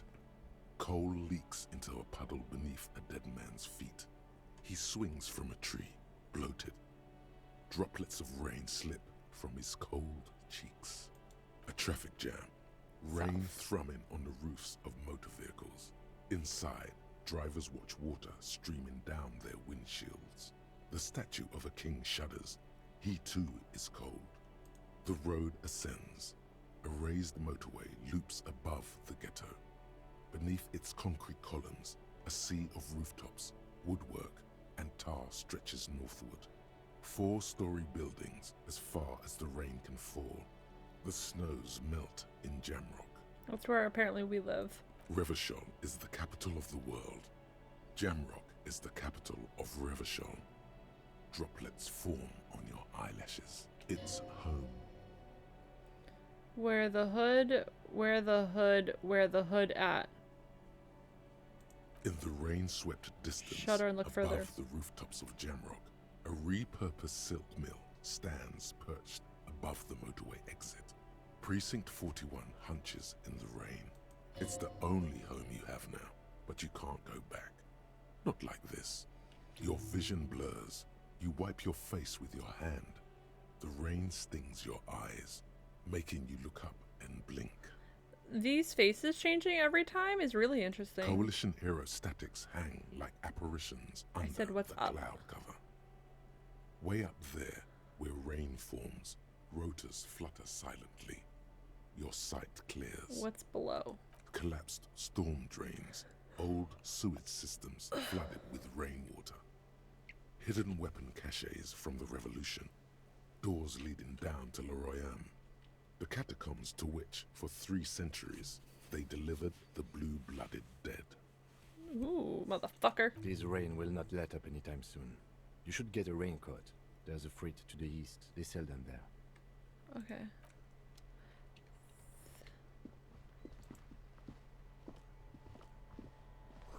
There are bottles inside. You pick them up if you had a bag. I thought I saw something about. Oh, there it is. There was a raincoat like folded somewhere. Old call box with a matrix of push buttons lists all the companies in the East Delta Commerce Center. Alright, I'll come back to this. I don't think I need to deal with that right this second. Alright, I know I have to go over there, but there was a comment that the thing said about a folded up raincoat. Keep it snow melts in a wheelbarrow. Street sign said reads fuck the police. The RCM in Martinez. What can I help you with? The gardener. You sound surprised. We don't see a lot of police around here. That's all. I have some questions for you. Of course. What can I help you with? Who are you exactly? Me? I am just a gardener. She hides it well, but behind the sweat and dirt there is something else in her rigid posture. There's Marty. Cool. What are you doing here? Good to meet you, just a gardener. What are you doing here? I'm working. Working on what? I have a greenhouse in the yard there. I've been trying to get some work done. But? Well, as you probably know, there's a corpse hanging from a tree there. It smells pretty bad, so I have to take breaks. Don't worry, miss. We are here to clean it up. You can get to work soon. Thank you. My head is about to explode from all the salts I've had to inhale. Salts? Ammonium salts. Perhaps useful for later. Excuse me? I said, what is this fuck the police business? The street sign says fuck the police. Point to it. Well, I didn't write it there. I'm just sitting here. It's alright. I didn't mean to startle you. Okay. We need... alright. Of course. I won't hold you back. If there's a corpse, then you're going to need those gloves for the autopsy. One more thing. Can I borrow your gloves? Sure. Keep them. I have another pair. Really? None. Maybe just a tiny bit of annoyance. Yeah, she said she hands you the rubber gloves with no visible annoyance. Alright, let's... there was a raincoat somewhere. I heard him talk about it. What is this? Before you stands a motor carriage. The bodywork is covered in blue and white livery. I bearing figured. The number 57. I figured it was a motor carriage. Vapor emanates from the large engine on the back of the vehicle. It hasn't had time to cool off yet. In the cabin, you are welcomed by a set of steering levers, a radio microphone on a hook, a pull-out toolbox under the seat, and the soft glow of the fuel preheater gauge. A scent of leatherwork and heavy fuel oils washes over you. Pick up the radio. The frequency tableau lights up, and a green button labeled Prime Line glows like a feline eye. And then you hear something. The soft purr of electrical kittens. Radio waves cast far and wide over the metropolis. A woman's voice greets you through the static. This is Precinct 57. Hello, Lieutenant. How may I assist you? Hello, Alice. Please assist our colleague from the 41st precinct here. I'm putting him on. Operating the radio is easy. Just be confident. You've probably done it 1,000 times. Come in, dispatch, come in, dispatch. Come in, Delta 10. This is Firewalker. Copy. Hi, Alice. This is the officer from the 41st precinct speaking. Nice to meet you. This is Officer Alice Demetri, Precinct 57. How may I assist you? She replies on the radio. Under the green prime line, a yellow saved button catches your eye. You wonder what the lieutenant's default radio station is. Could you connect me to the 41st precinct? I have something I need to report. I need you to connect me to a civilian named Sylvia. Ignore Alice, press the button, and done with her. I'm gonna ask to talk to the 41st. Just a second, officer. She puts you on hold, the static crackling softly like a bonfire. After a while, you hear an old man greet you from the radio. His rattly voice is oddly familiar. 10-2, 10-5. This is 41st. Come in. Over. Hi, this is me here. I work at your station. 10-4. What's your status? Over. My status? I, 10-20. Over. Please, just talk human to me. These numbers mean nothing to me. State your message, sir. Over. I need to report my badge missing. 10-9. Repeat message. Over. My badge, I can't find it anywhere. Basically, it's gone. 10-4. Message received.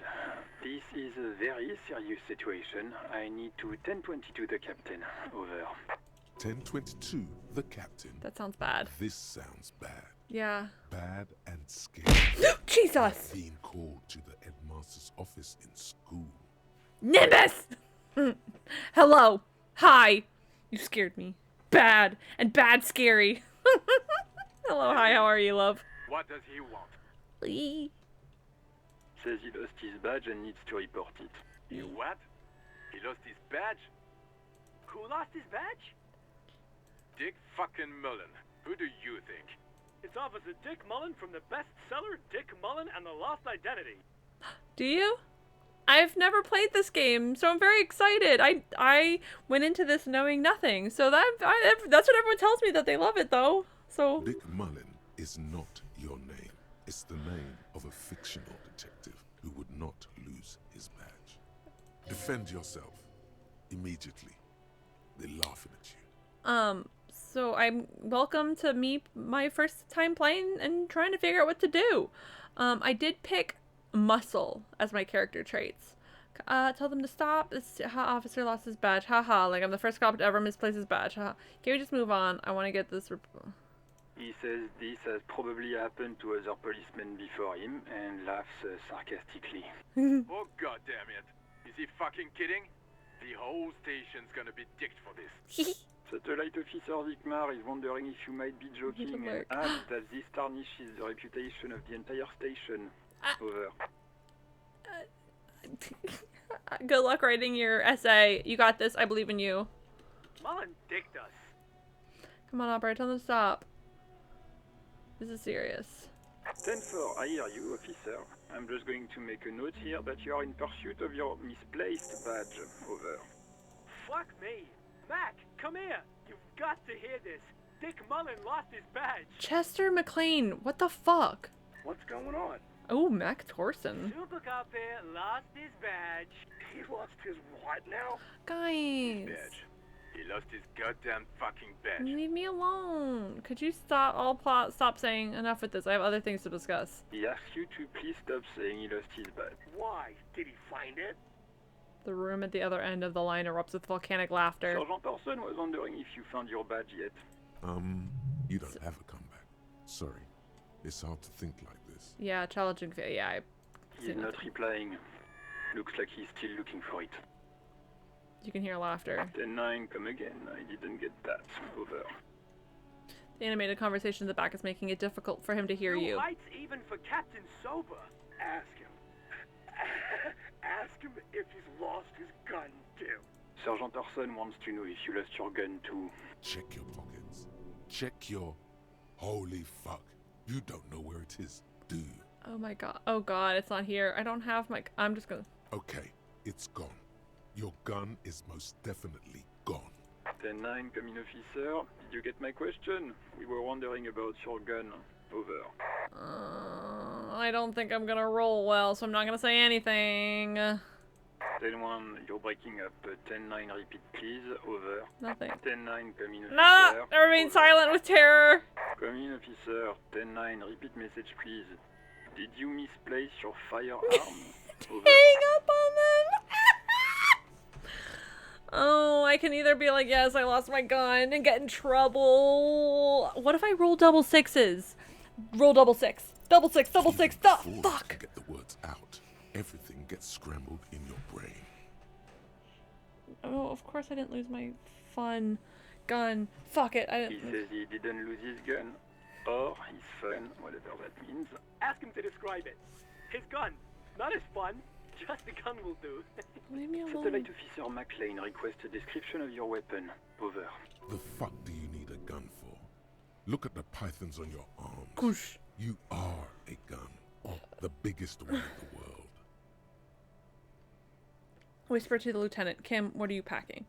It's a gun. What can I say? A regular goddamn murder weapon. You know how they are. Bang, bang. Trick question. I'm a martial artist. My entire body is one big gun. Look, I don't have it all right. I don't have my gun. I'll whisper to the lieutenant. It's a single shot kill A9. An armistice to be precise. I'm gonna say this and they're gonna know it's not me. Says it's a kill 9 Armistice? What, is he a fucking... Clearly he doesn't have his Villiers anymore. Dear God, he lost his gun? Oh my, I can't. This isn't really a laughing matter. No. Mac can face a giant of Coco Nur by himself, but Disco here made him piss his pants. I can't. Fuck. He lost his ass. He still got his wiener. I'm not going to. Ask him. Sergeant Orson here is wondering if you are still in possession of your genitalia. Now is a good time to say fuck and ass and so on. That'll make this all right. Yes, I've lost my wiener too. Just lay off, okay? I left it at his mama's after I fucked her ass all night. Tell him that. I don't need to listen to this firewalker out. I'm gonna fuck his mom apparently. That's a negative. I'm not going to say that. Over. What's he saying? Share with the class. He said he sodomized your mother. The prick ate Mama's vanilla waffles at the captain's birthday party. Some nerve he's got. Sure her vanilla waffles were the only thing he ate? Shut up, Chester. This isn't funny. This is my mom we're talking about. Tell him to apologize right now. Sergeant Orson requests that my you God. apologize for the claims that We you have made about derailed. his mother. Over. Okay, tell him I'm sorry. It was just banter. I thought that's what cops do. Hey, if you don't like the fallout, maybe don't fuck with the firewalker. Mac, he says you shouldn't have intact. Who? The disbelief in his voice is overwhelming. Satellite officer V. Firewalker. I'm afraid he might be referring to himself as Firewater. No, sir. Walker. Firewater? He's lost it. Fuck it. Tell him to find his goddamn badge and gun. That's the only thing that matters. You got it. Satellite officer V. Yeah, I heard him. I'm on it. Affirmative. Oh, God. Officer, do you need further assistance? Over. I'm in dire need of financial assistance. 10-4, I hear you. I don't have the authority to grant your request, but... What does he want now? He's asking for money. Is he fucking kidding? I don't think he is. Don't give that asshole anything. He's just gonna drink it all. You're not Right. wrong. That's a negative on the additional funds, sir. Over. Okay, I don't have a place to sleep. He says he's in trouble. Doesn't have a place to sleep. Well, I guess he'd better crack the case before sundown then. Vigmar Okay, said... okay. Okay. Anything else, sir? Might sound odd, but there's personal details I'd like to discuss. Okay, 10-4, sir. I hear you. Relay your question. Wait. Before you say anything stupid, think it through.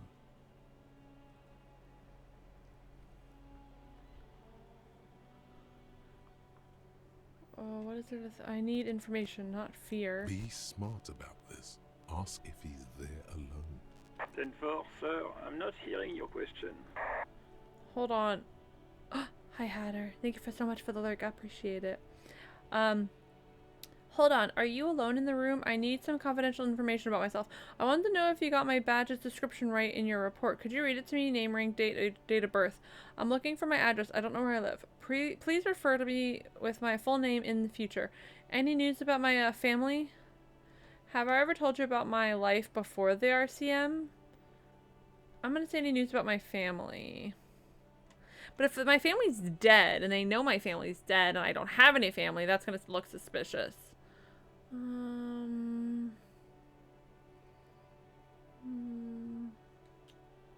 That's a negative, sir. I got a 10-12 here. Over. It said to ask if he was alone, and I knew he wasn't alone, because obviously everybody else is listening to this conversation.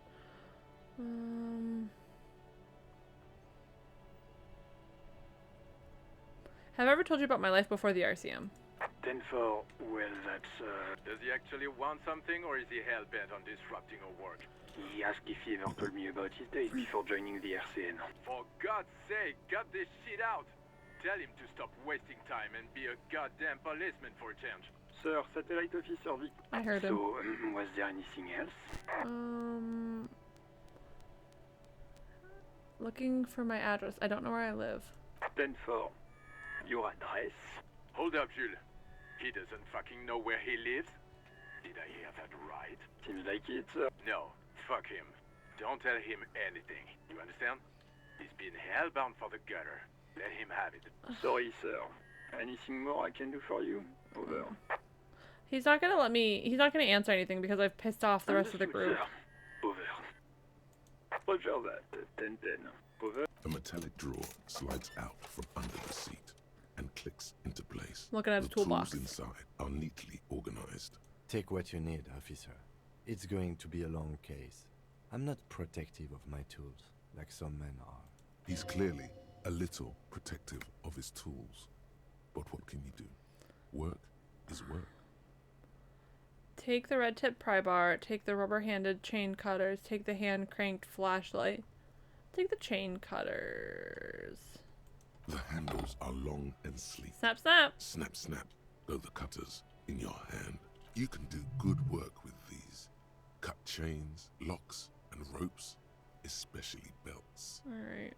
The pull-out toolbox slides back into its nest. Preheater gauge casts a warm glow on the steering levers and the radio on its hook. Alright, let's go look at the body and we can come back to the car. Alright, well I fucked up that entire conversation, so that's a good time. Great, good, fun. Love that. Alright, what is this? Oh! I have experience points. Oh. Oh. Volition. Hold yourself to keep morale up.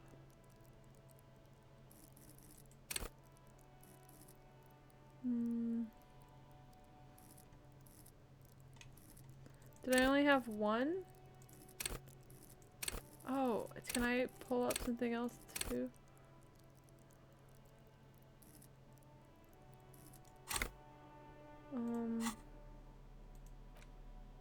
Okay. All my things to do. Okay. Okay. There was a person over here. Go. Stop throwing rocks at the body. Kuno's got this. Boy throwing rocks at a dead body can't be older than 12. Trigger warning, there is a dead body hanging from a tree. Oh, yeah, nappa gumpy, Kuno. Yells another kid from behind the fence. Hey kid, a word, police business. Right in the dick, Kuno. Get him right in the dick. Children's gonna ignore you. Love it in the dick. The boy is sweating profusely.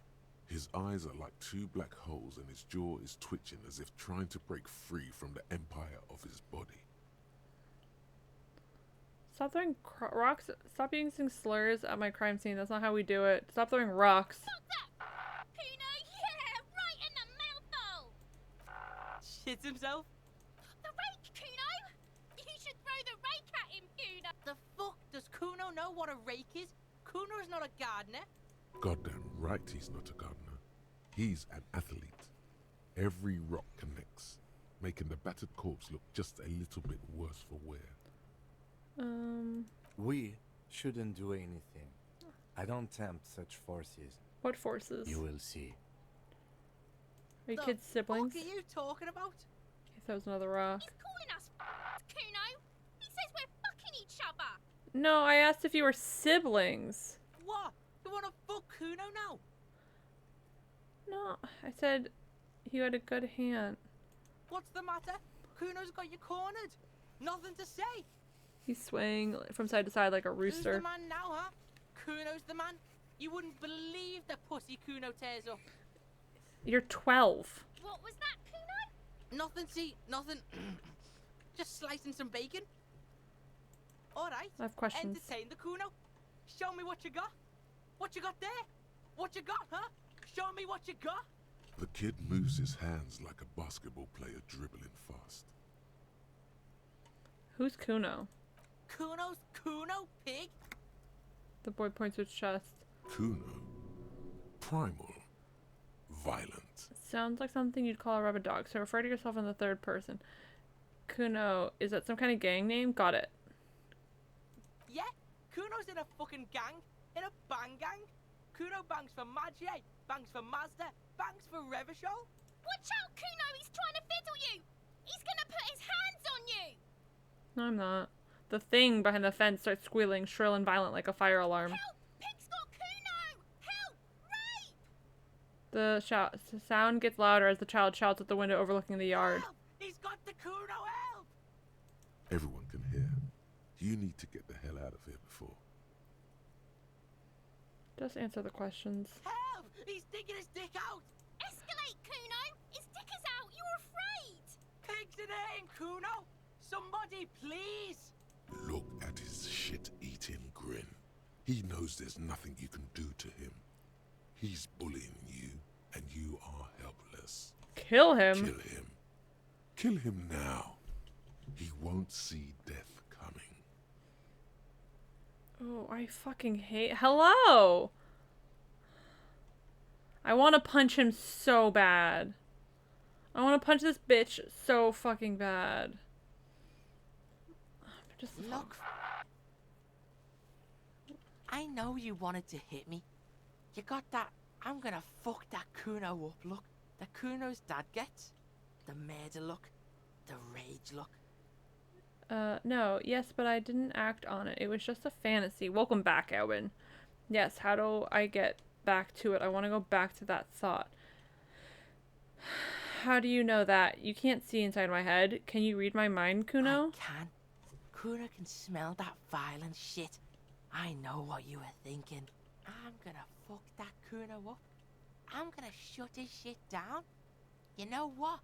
You should have hit the Kuno, because now you're nothing. You're a joke to Kuno. Kuno laughs at you. King Kuno! Kuno turned you into his prison, bitch! You're gonna be in this shit with Kuno! These kids are such assholes, and I would like to set them both on fire. No, you're not. We can just leave. Bitch, you're gonna be in this shit with Kuno forever! These kids suck. Whatever. I, like, don't even want to continue risking it. I, like, don't even care about these children. Do I want to talk to them? Okay. Kuno is kind to his bitch. Ask your questions, but remember, this changes shit. Click, click, click, click! Goes the little Pipo-wearing asshole behind the fence. What do you know about the body? Shitload, pig. What's your question? Don't tell the pig shit, Kuno! Oh my fucking This is where you god. quickly ask him questions. Real cop questions. Like a cop. Do you know how he got up there? Probably climbed. Kuno was busy down the road when that shit went down. She didn't see it happening. You heard Kuno. Kuno wasn't even in Martinez. Kuno wasn't in Revachol. Kuno wasn't regional. Okay, where did you go then? I don't know. Some fucking Trying to come up with something. Mesk or I don't know. Some other place. Night City. Kuno was in fucking Night City. Yeah. Kuno didn't smoke him, if that's what you mean. He draws snot up his nose, right? Do you know who he is? Kuno's fuck imp. Kuno uses the fuck imp for target practice. He could have just said he doesn't know. Yeah, it's fucking okay. Gotta have a gimp for Don't ask the pigs for permission, Kuno! Have you seen anyone suspicious around? Just a couple of pigs sniffing around in the dirt. Yeah, you tell the faggoty, Kuno! Alright, more on this later. You're testing Kuno's patience here. I'm leaving. I fucking hate these children. I'm leaving. I'm not. Yeah, I'm fucking. Kuno doesn't fucking care. Okay, bye. I'm so sorry I talked to you. I apologize. The corpse looks at you with bulging white eyes. The face around Children are the does worst. not look human. It's swollen and ready to burst. You seem to be holding your breath. A cargo belt twists his neck at an unnatural angle. The body below appears still. Hi, welcome back. Certainly glad you could join us today. Those children did say some THJGNS. It didn't even try to pronounce that word. It did just straight up spell that word. That's so funny. Thank you so much for the resub, Melly. I really, really appreciate it. That's 23 months, baby. They really said some shit. Some terrible things. They garbage. Blech. Hated them. Hated them. Hello, hi. Hope you're having a good day. Better day than those children are having. Cargo belt, 12 body appears stiff. Why is it so bad? Active decay. It's okay to throw up with his arm. No one is judging. He raises a white piece of linen to his nose. He's about to blow! Cop's gonna blow, Kuno! I can't roll. Alright. But it's still climbable.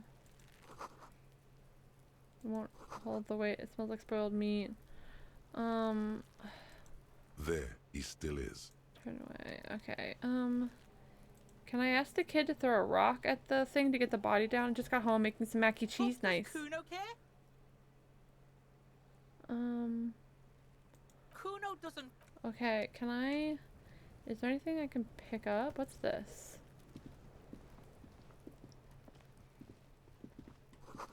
R was wears a crown. Ribbon a light above descending. What does that mean?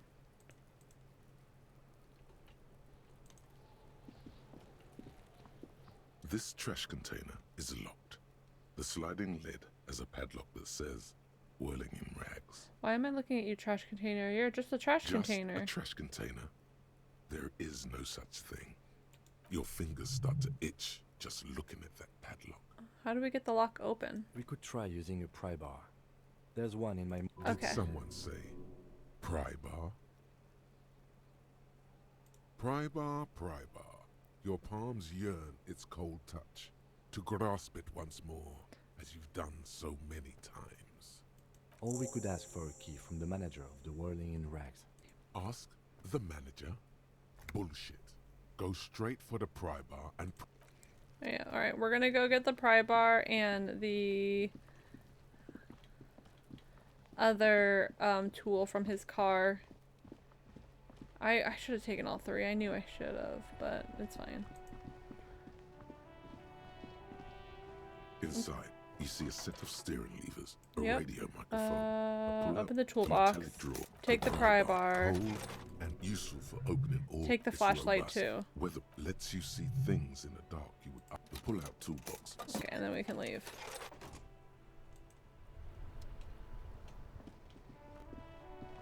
Okay.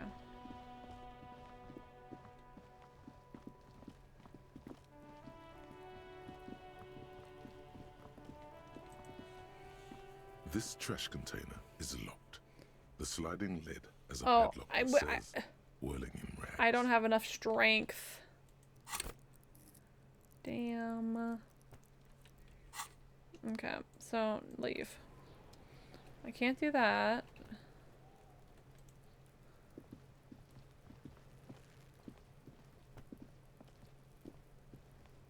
There are several footprints in the mud, left by work boots. Anywhere from 6 to 12 pairs have walked here. What kind of boots? Heavy workers' boots with reinforced toes and hobnails, all over the yard. So the guy that was sleeping on the counter had mud-covered boots. What do you think you are? A super detective? I don't know. You're hungover. These are just dents in the mud. True. No pattern emerges for the time being. Okay. What's over here? Winch mechanism oxidizing for some years. An inconspicuous pile of the roofing material, Eternite. It's nothing. Someone just left some roofing material slanted again because there's a secret door hidden behind the panels of Eternite. That's why they're too orderly. There it is. You see a shabby little door. Nice. You didn't have to be so loud about that. What is this then? A tool shed? Let's investigate. Okay. First I want to see what's over here.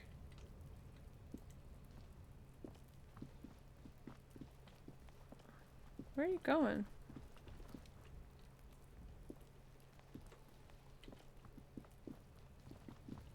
Oh, I can't go this way.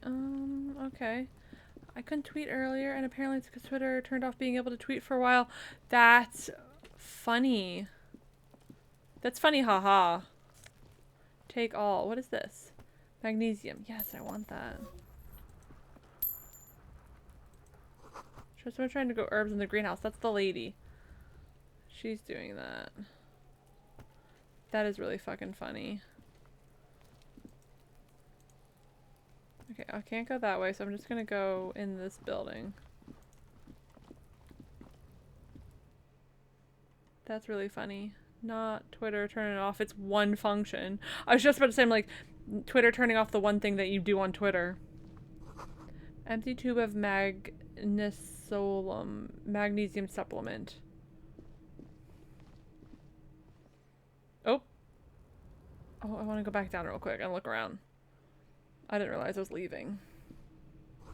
Silver plate with traces of bone, yellow powder. Be still, my beating heart. It's amphetamine.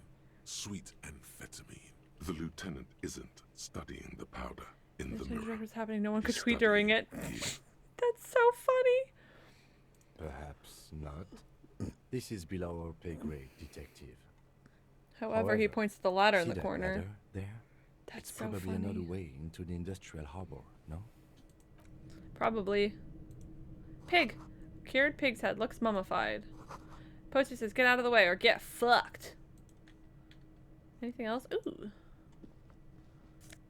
Take the money. At this rate, I'll get my own money. This guy's fucking friend. The voices? The voice acting in this game is fucking immaculate. I'm in love. Coat?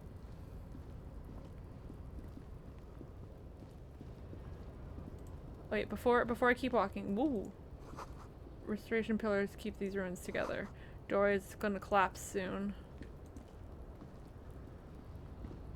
Oh, this is fun. Take. Yes, thank you. Now I want this. Looks like someone left his tarpaulin cloak hanging on the railing ahead. When the wind ruffles the cloak, you can most definitely see a white rectangle on its Yeah. back. It's a cop's cloak. Yes, it's probably yours. Yeah. It bears the RCM insignia, and you have a habit of being careless with your equipment. Hee. You could probably make the jump. You look like you've done some track and field in your day. Alright, not yet. I'm gonna look at the stuff over here first. Take the money.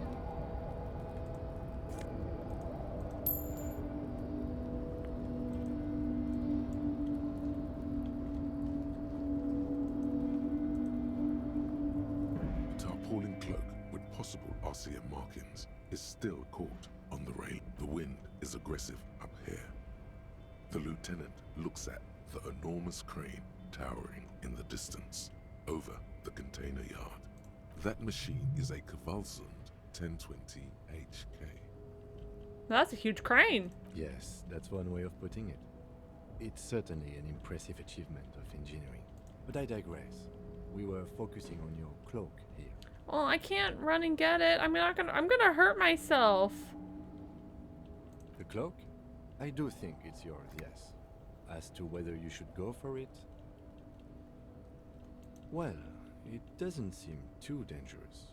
2 meter stops. Whenever you're ready to do it, I'll be right behind you. I'm gonna fail. Yeah, not right now. Where are you going?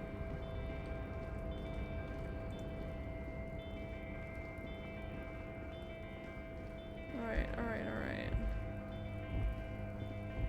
Can I... Barrels are half full of rainwater.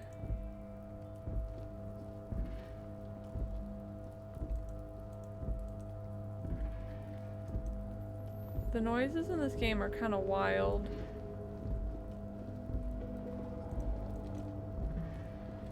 Can I... There's a Frenchman. Okay.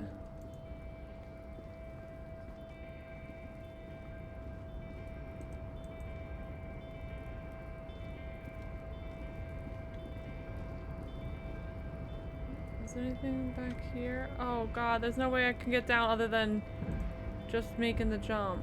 Yes?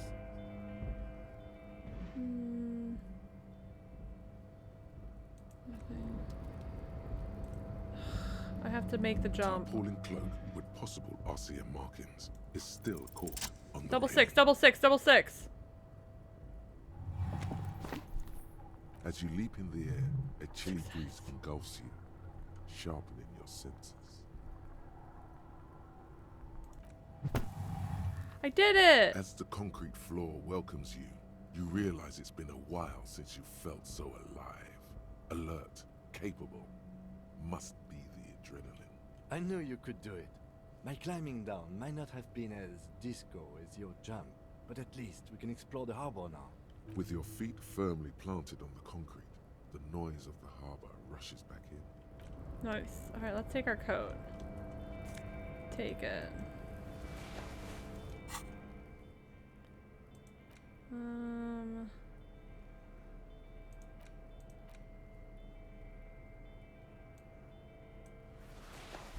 Oh, and I'll put my gloves on. Look at them gloves! Tools. Oh. Hee hee hee hee. Oh, did I have to? Okay. Okay. I guess I have to put things in my hand. Collecting rainwater. No, I don't want to go that way yet. What's up here?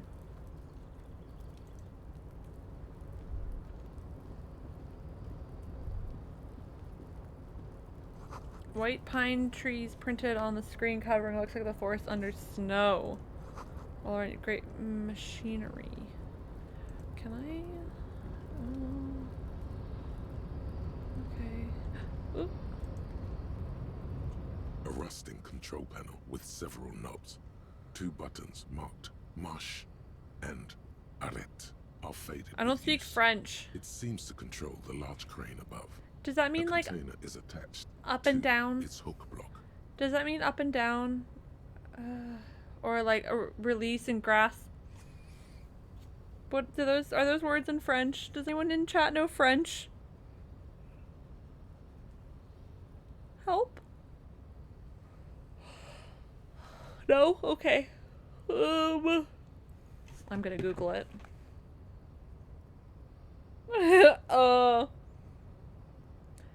Marsh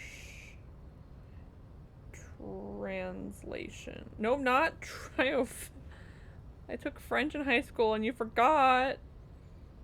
Translation. Not Hindi. French. That means arrest?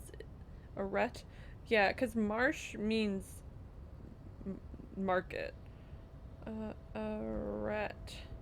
Stop. Stop and go. Alright, go. With a loud grind, the crane shifts overhead, moving a massive metal container through the air. Nice. Good job. Oh, I'm putting it down. Arrête makes sense for stop, like arrest to stop. But now I can check out the container.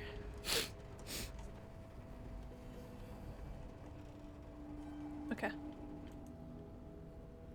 And with a surprisingly quiet thunk, the crane places the container down.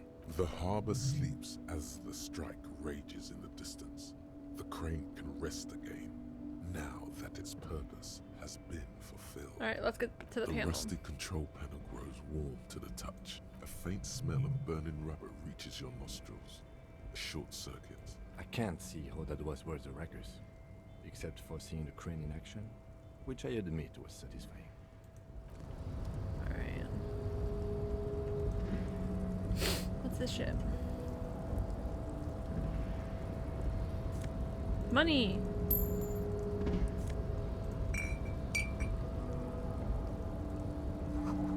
It should like a Kvalsund. Gamers, I do not want to return to work. I don't think you should have to.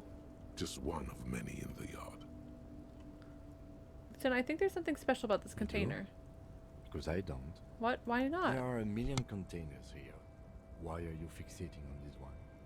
It was hanging from the crane. Maybe there's contraband in there. You just picked one out because you wanted to interact with a cargo container. You should just walk out, leave. We are not here to interact with containers. We are here to talk to the union, right? I'm gonna knock on the door. No reply. The knock produces a hollow ring of metal. Doesn't sound like there's anything inside that can... You attempt to turn the handle, to no avail. The doors Not seem going to in be tomorrow. I'm mechanical. leaving early on Friday. Oh, amazing. To your left, the lieutenant considers your actions with some puzzlement. Alright.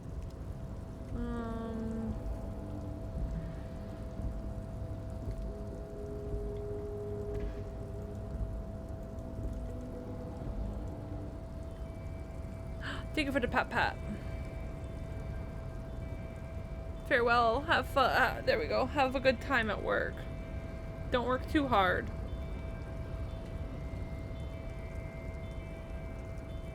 Okay.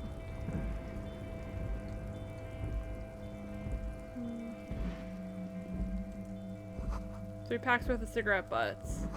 Numerous empty bottles of Commodore Red. That might be me. This might be me. This is the night watchman's booth.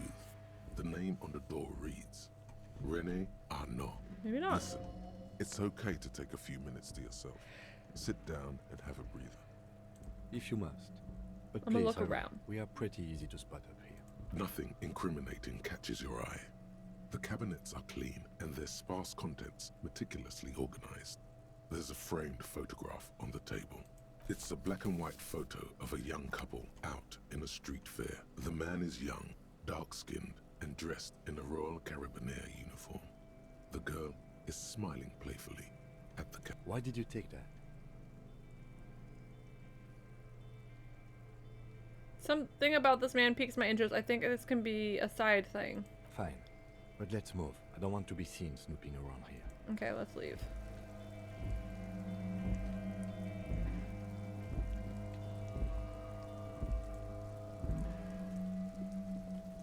Okay. Oh wait. There were these stairs back here. I want to see where these stairs go. Oh, they aren't real stairs. They're broken.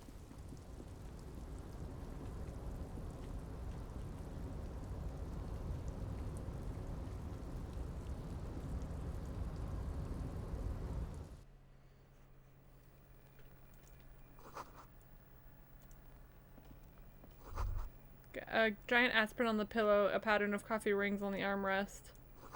Someone habitually chilling next to the radio.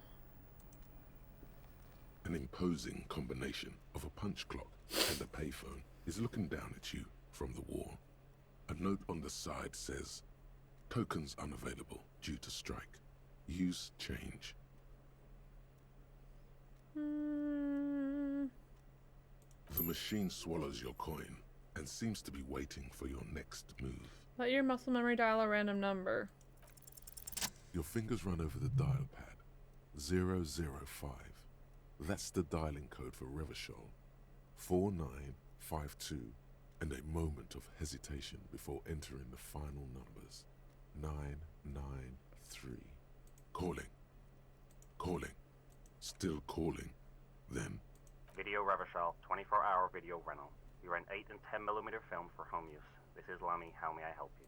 The voice of a youngster on the other end sounds as enthusiastic as that of a man walking towards the gallows. Video Revachol is a 24-hour video rental. You rent 8 and 10mm film for home use. This is Lummy. I said, what is this place? No, I mean, what is this place to me? Do you know me? No. Sir, I don't know. It's a video rental. Maybe you rent videos here. Why did I call you? Maybe you called to extend your rental period? Do you need to extend your rental period? Maybe. I don't even know my name. If you need any further assistance, you can visit us on the corner of Voyager and Main. I can't help you over the phone. Are we done? On the corner of Voyager and Main, a large neon sign hangs on the side of a building. Video Revachol, 24 hours. It's raining and there is almost no traffic on the street. A woman's footprints in the mud lead away from the front door. That's a lot of details. Tiny heels tiptoeing down the road. Beautiful steps, light-footed with a lifetime ahead of them. You look up and the air seems to grow darker. The call is terminated by the other party. You're left with the discomforting sound of the disconnect tone.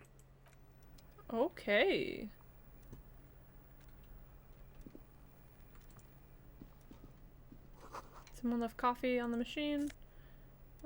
What is it? A book. Standard filing cabinet. Dewey typewriter. Every worker, member of the board written on top of the flyers. A postcard. Take the medicine. Take sunglasses. Yes.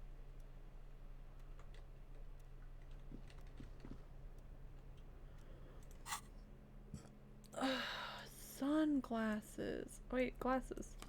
Oh, I look amazing.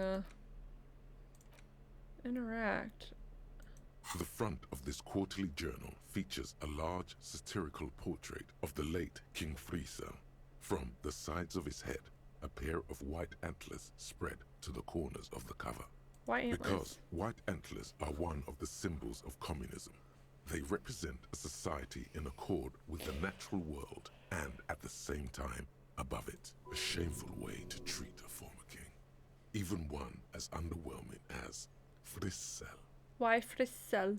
Because Friesel was incompetent, foolish, and cruel. Oh shit. In short, the embodiment of everything the communards wished to overthrow. It's satire, you see. I do. Alright, flip through the pages. To your disappointment, there aren't any full-color pictures to direct your attention. Just column after column of closely set text, interrupted occasionally by little doodles in black and white. After rifling the pages with your thumb several times, you return to the table of contents. The magazine is divided into several sections. International development, Kunst und Kultur, and local concerns. Just inside the cover, there's also an editor's note. Comrade, as you know, this journal takes its name from Mazov's immortal expression, Du cristal à la fumée. This was his way of describing the way the rigid, crystalline structures of capitalist ideology turned to smoke under communism. But, like the structures of capitalist ideology, we too are at risk of going à la fumée. Unlike many publications which are content to spoon-feed their readers reassuring drivel, La Fumée is committed to telling the radical truth, even when that truth may drive away potential subscribers. So please, if you value our radical Mazovian perspective on contemporary politics, culture, and international affairs, please I think this is consider a communist subscribing. What do you magazine. expect? It was laying around the office of the Debarders Union. They're probably bankrolling the thing. You Probably. flip back to the front of the magazine. I'll put it away for now. I'll look at it later. That was a lot of text. Okay, let's go out this door. Can I? The door's locked.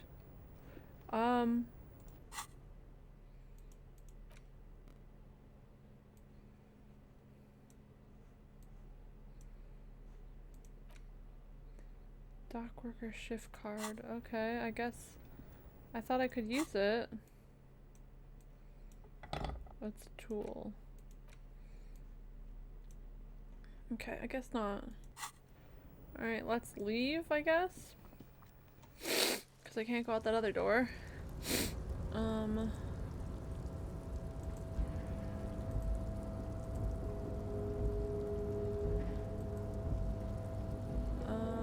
Okay, there's no way to get out, I guess.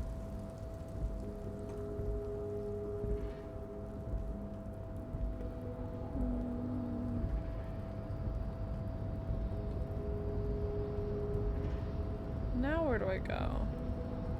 Let's hit the other button, I guess. A rusting control panel. Crane does not return to its Okay. original.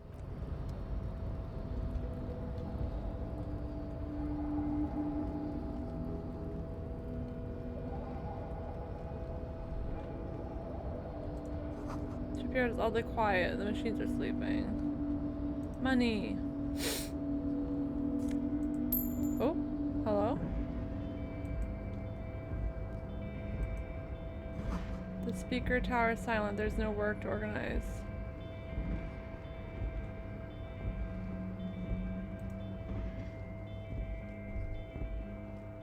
Oh, my headphones are dying. That's what that boop boop was. I was like, what's that noise in the game? The musk of oil and rust comes from the chasm in front of you. Smells like blood. Ooh.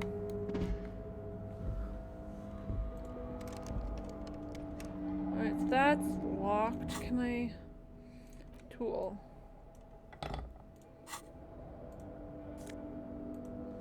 Yeah! Oh, I need new gloves!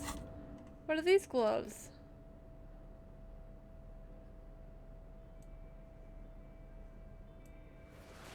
I'm gonna keep these until after I deal with the dead body. Smells like burnt coffee. Take the money. Take the money. Ooh, I didn't mean to go through a place. More coffee. Alright, let's leave here because there's something else out here real quick. Right here, there was something. Oh, there's a person. Hello. Container, container, I'll turn you nice and red. Container, container, put the logos on. Container, container, used to be Welp Pines. Container, container, now belongs to Everard. Tiny man is so engaged in his work, he doesn't notice you. Hi. Everard, Everard, Everard, he looks after everyone. Huh? Well, hey there. How can I help you, mister? I see you are not a union man, mister. Did you get lost? You're not one of them scabs, are you? A shadow passes over his face. No. I mean, I don't personally mind. Folks is just folks, you know, and folks gotta eat. He doesn't seem to be waiting for your answer. Just some of the other guys don't look too kindly on the scabbing kind, if you know what I mean, mister. What are you doing with the containers? Oh, I'm just making some covers for them containers here. Yes, I am. Yes, I am. So it's easier for the crane operators to spot them. Oh.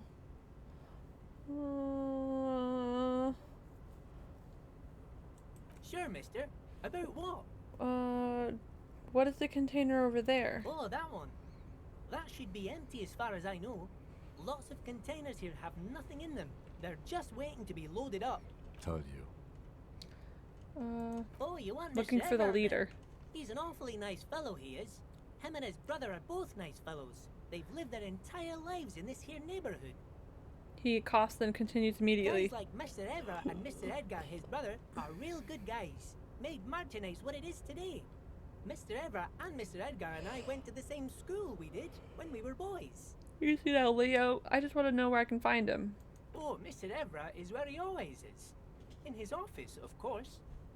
He points to the two containers on your right.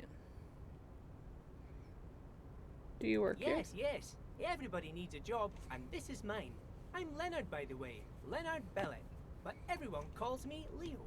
Right. The man raises his hand as a welcome Unlike gesture. Mr. Everard's right-hand man when Mr. Edgar is out of town, and Mr. Edgar's right-hand man when Mr. Everard is away. Actually, Miss Beaufort is the right-hand man, but she's a lady. A lady. Who is this, Miss Beaufort? A real pretty lady with a skin like those Douai Sucre candy bars my missus likes so much. Them are real nice to suckle on once the dinner is done and me and the missus sit down beside the radio. But I can't listen to the radio all the time. There's so much around here and I'm always busy keeping things running here. Yes, I am. Yes, Who I is am. this Miss Beaufort you mentioned? You're doing a great job, Leo. Yes, this place really seems to run like clockwork. Keep it up, Leo. The lieutenant smiles at the little man. Well, thanks a lot. Coming from you, it means a lot, really. You didn't think it was possible, but the smile becomes even wider. Sometimes I feel some of the guys don't really get how much I bust my ass for them here. But you guys are alright. Alright, where is everyone? The harbor's empty. Oh, most of the guys are down at the gates, keeping the scabs from coming in. He leans in with a confidential look. We're on a strike. The whole union is. You don't have to work when you're on strike. Ha! We haven't worked for 2 months now. You've been working. So no one is working? Not everyone is down there, of course. Mr. Everard is in his office, where he always is. And Jean-Luc is guarding the gate. He pauses to think. But Titus and his boys got into some drunken trouble and Everard sent them on a nice vacation. For a week or so. He stops, but seems eager to tell you more. What kind of trouble is this? Whoa, I'm not really supposed to talk about that. That's union business. He smiles and leans closer. Him and his boy stirred up something in town. Probably drank too much and got into a fight or something. I heard Mr. Everett telling him to take some time off. But what did they actually do? I guess the boys got a bit too rowdy and had to let out some steam. I don't really know the details. That's just how boys are, you know. Another chuckle. I haven't been in a fight since I was in middle. Easy, Leo. Let's keep this on the hearties. He looks at you for assistance. Too rowdy. Leo, what kind of fight did they get into? Did they kill? Too late. Leo's mouth is still moving, and the words are spewing forth. Words, words, and look, even more words. This guy could go on till the end of days. Now he's talking about some drunk sawmill owner who, no, he already switched to a prized fishing rod he apparently owned at some point. You know what? Just cut in there with your questions. Bye-bye now. He returns to work. Okay, let's go in here now. Leo was nice. Okay.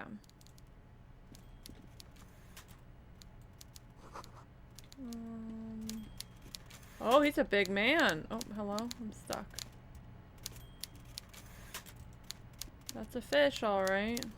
Taxidermy fish. That tells time. Hi. Before you is a walrus of a man seated behind a large desk. He looks up from his work, not the least bit surprised to see you. With great effort, he straightens himself up in his chair, yet says nothing. With a mixture of expectation and impatience, well bottled. Are you in charge of the dock workers? Welcome, Mr. Dubois, Mr. Kitsuragi. It's good of you two to stop by. Please, have a seat. So my last name is Dubois. I'm Everard Clare, head of the Debarders Union here in Martinez. The man relaxes into his chair and continues. That's not who I expected. I'd offer you my hand, but unfortunately my health prevents me from getting up. You understand? Yeah. He looks extremely comfortable. The tiny folding chair, on the other hand, looks like a torture device. You go ahead, detective. He nods and then the chair. Whatever he has in store for you, it can't be good, he thinks. I'll do my best. Forget about that. What's with this Dubois stuff? You're getting some seriously bad vibes from that name. I'd rather stand. Please, Mr. Dubois, let us converse in a civilized manner, as equals. Take a seat. I insist. Take a seat. Excellent, Mr. Dubois. I can see that you're a reasonable man, and reasonable men can be of great use to one another. Okay.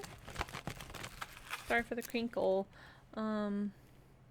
He gives you a sly wink. Remain serious. So tell me, how can the head of the Debarders Union help a representative of the Revachol Citizens Militia today? The chair you're sitting on has got to be the most uncomfortable chair in the world. Yeah. It's violating your backside. Derogatory. By the way, I heard you got a rather rude reception from a certain Lawrence Gart. Some people have no manners, it pains me to say. This should take care of that nonsense. Ooh! He points to a giant novelty check on his desk. It's absolutely comically huge. It should be sufficient to cover your expenses for a few days and patch over your differences with a cafeteria manager. Go ahead, take it. He points at it again. Wow, that's 25 real. That's good money. You need it. Wait, you know Gart?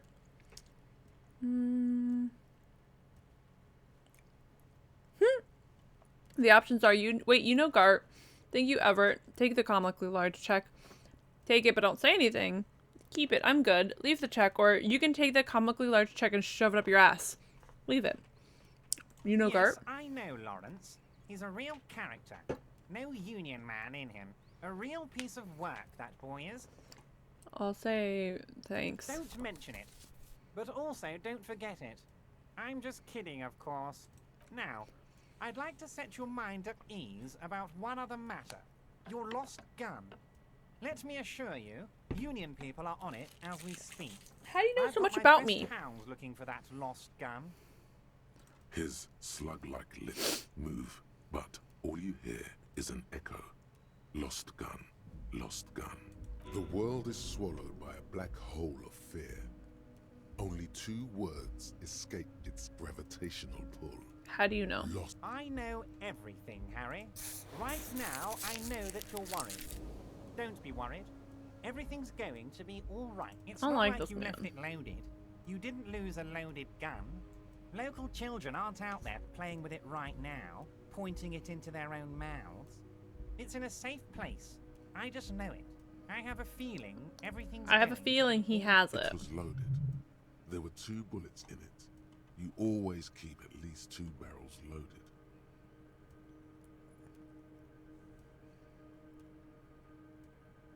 Officer, we will deal with this later. We don't need Mr. Clare's help with this. I wouldn't be so sure about that. Double six, double six, double six, double Good. six. Oh You're god. sweating. Your knee is jerking. You're about to cry. No. Aren't you? No. You're about to cry because you lost your gun and those children are gonna shoot themselves with it. Mr. Dubois, you don't look so good. What is this, Mr. Dubois? He keeps repeating. What is he trying to pull here? You need to cool the fuck down. Chill. Mr. Dubois! Mr. Dubois! Harry! Large man snaps his fingers, but no effect. You're in some stupor. Mr. Dubois, are you okay? Can I get you a glass of water or something? Are you having some kind of medical emergency? Maybe you could use your hands somehow, in a kind of throw-in motion, like you're throwing that Mr. Dubois act right back at him. He's Mr. Dubois.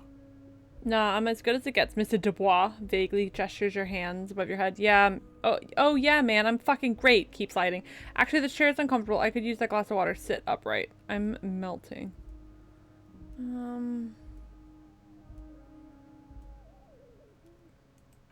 Don't be dramatic. I can see your condition isn't terminal. What an odd demonstration of... you got me, Harry. I don't even know what. As entertaining as it was, I'm afraid we're wasting our time. And I'm an extremely busy man, as I'm sure you are too. Okay, enough. We are here to ask you some questions pertaining to a murder investigation. Quick, here's your window. Get yourself together and ask him questions. Police officer questions. I want to Oh, talk about the of hanging. course. That's your main thing here. That's why you're in Martinez. Yeah. I know everything that goes on around here, and I would love to discuss it with you. I mean, it's no secret that the lynching is connected to the strike. So much to talk about. Honestly, it's been weighing on me so heavily. I understand you need to interview me. I sense there's a but. But there's a thing that's been keeping me up at night. I want to talk about the hanging. I mean, if we could just calmly talk, exchange information, we could blow this thing wide open. Alright. Yes, that sounds good. Let's do that. But I can't think straight with this thing weighing on me. You're police officers, aren't you? I have a crazy idea. You guys are basically door-opening machines. Incredibly talented at opening doors. I've opened a few doors in my life. And I'm sure you're going to open this one with flying colors, Harry. This really is very simple, and there's nothing shady about it. Doubt it. Does this jiggling ooze think he's going to use you? He's got another thing coming. Play his game, son, with your eyes peeled. Okay. He's going to slip up, and when he does, you're going to come out on top. Whose door is it? Oh, no one's. It's just a weasel. A weasel lives there. Nothing for you to worry about. Why don't you open the door yourself? Harry, I'm a very busy man, and more importantly, I don't have that extraordinary physique you do. You look like you could run around all day. He slams his fists together. You want to send someone a message that the police are working for you. Ooh. I repeat, I'm a very, very busy man, Mr. Kitsuragi, and therefore I must occasionally enlist outside help. What do you mean by what would it be, weasel? A loud blabbering weasel. When weasels feel no one is watching, they start acting foolishly. He removes his glasses and rubs his nose. Just go there, unlock the door, and leave it open. It's been such a burden on me, Harry. I just want this to be over so I can discuss business with you. He puts his glasses back on.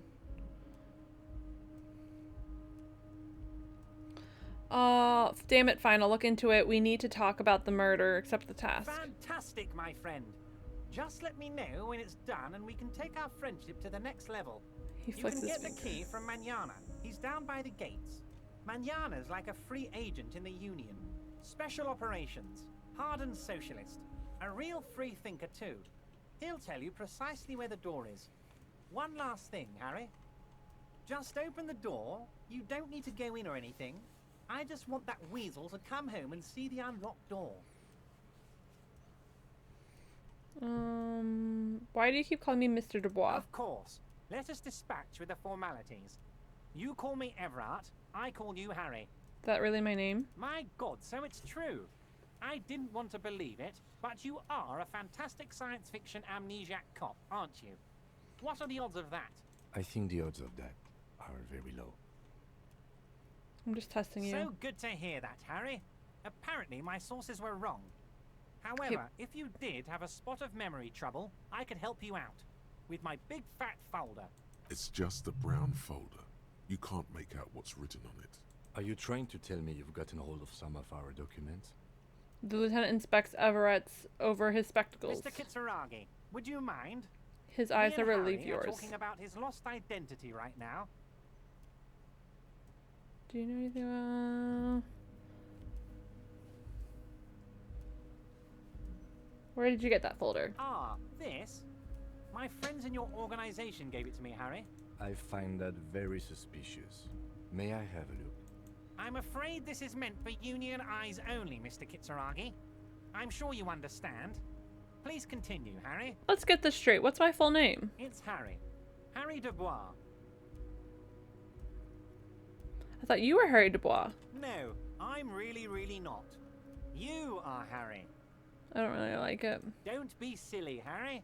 Harry Dubois, that's a real man's name. A Union man's. Mr. Kitsuragi doesn't seem even slightly empathetic to your memory loss, Harry. I, however, wish to help you any way I can. What kind of cop does it say I am? Well, Harry, if I were to sum you up in one word, it would be apologetic. I'm sorry? Yes. You seem to be. A lot of the time. But right now, there's no reason to be. Let loose a little. Be you. He's probably just making a guess based on your recent activity in Montanese. Do you know where I live? But of course, Harry. Your precinct is the 41st and you live in Jamrock. You're a Jamrock boy. A long way from home, but that's okay. Family? Harry, you're not a family man. Oh, I knew that. There's not one peep of family in here. Unless you think you're a family man. Do you strike yourself as a family man, Harry? I think I do. I'd be a wonderful father. Well, yes. I'm sure you're going to make one little boy or a girl very happy and proud one day, Harry. Okay, I am not gonna... Oh, I get a +1. I'll try it.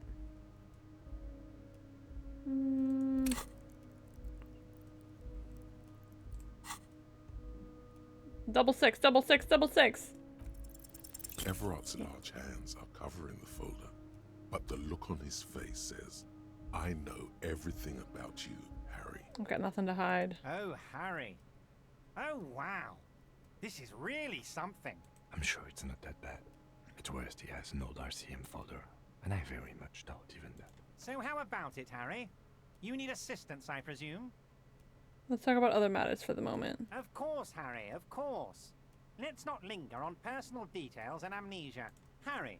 How'd I get honestly, I'm just relieved you didn't get a hernia. A man your age... My body's gonna break down any moment. I'll probably push it to the limit. Enough wackiness. Let's get back to business. I'm surprised by the resilience and athleticism of this tool I've been provided with. Am I on my age? What are you applying? I'm at the peak of my abilities. Yes, Harry. You are obviously in peak physical condition. Yes, I And I am. salute both your initiative and your physical prowess. Very impressive, Harry. Anyway, I assure you, I am a very well-informed man. Information reaches me before I even get the chance to request it. My dear Harry, There are literally millions of containers. There's something in this special about the harbor. container attached to the crane. Hurry, you smooth-talking son of a bitch. Time is a precious resource, and I don't have enough of it to count containers with you. Smooth talking. Maybe Drugs, that's the probably. way to go about opening the container. You should at least try convincing it. I wanted to talk about my. Let's just go. Wait. You need this to get in and out through the gate. Great. I don't want to get stuck in here. You're one of us now. A real red and white union man. Take care. Alright. Bye, piss baby. I don't like him either. How do I get out of here? Okay, I have to go around. The controls are a little funky about walking. Drugs.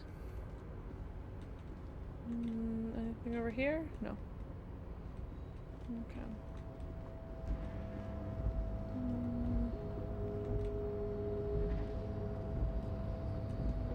Okay.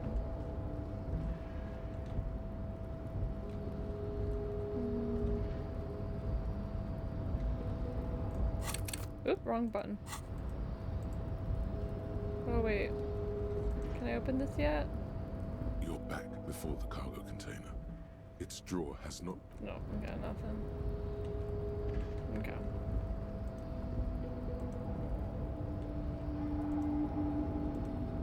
There we go. Alrighty. Let's see where else I can go. Oh, I wonder if this key. Hello? I missed the stairs. I wonder if the key card can get me in that door.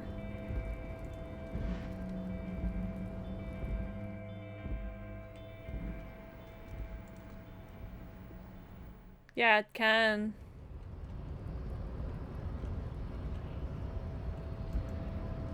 Oh, hello. Oh, hi, guys. Nobody betrays your degeneracy. Yeah, Measurehead. His body totally betrays his degeneracy. The young woman at the giant's side agrees. How is the game going? I fell asleep as soon as you opened the stream. Hello, Fox. The game is going well. I have no idea what I'm doing and what's going on, but it's fun. Thank you.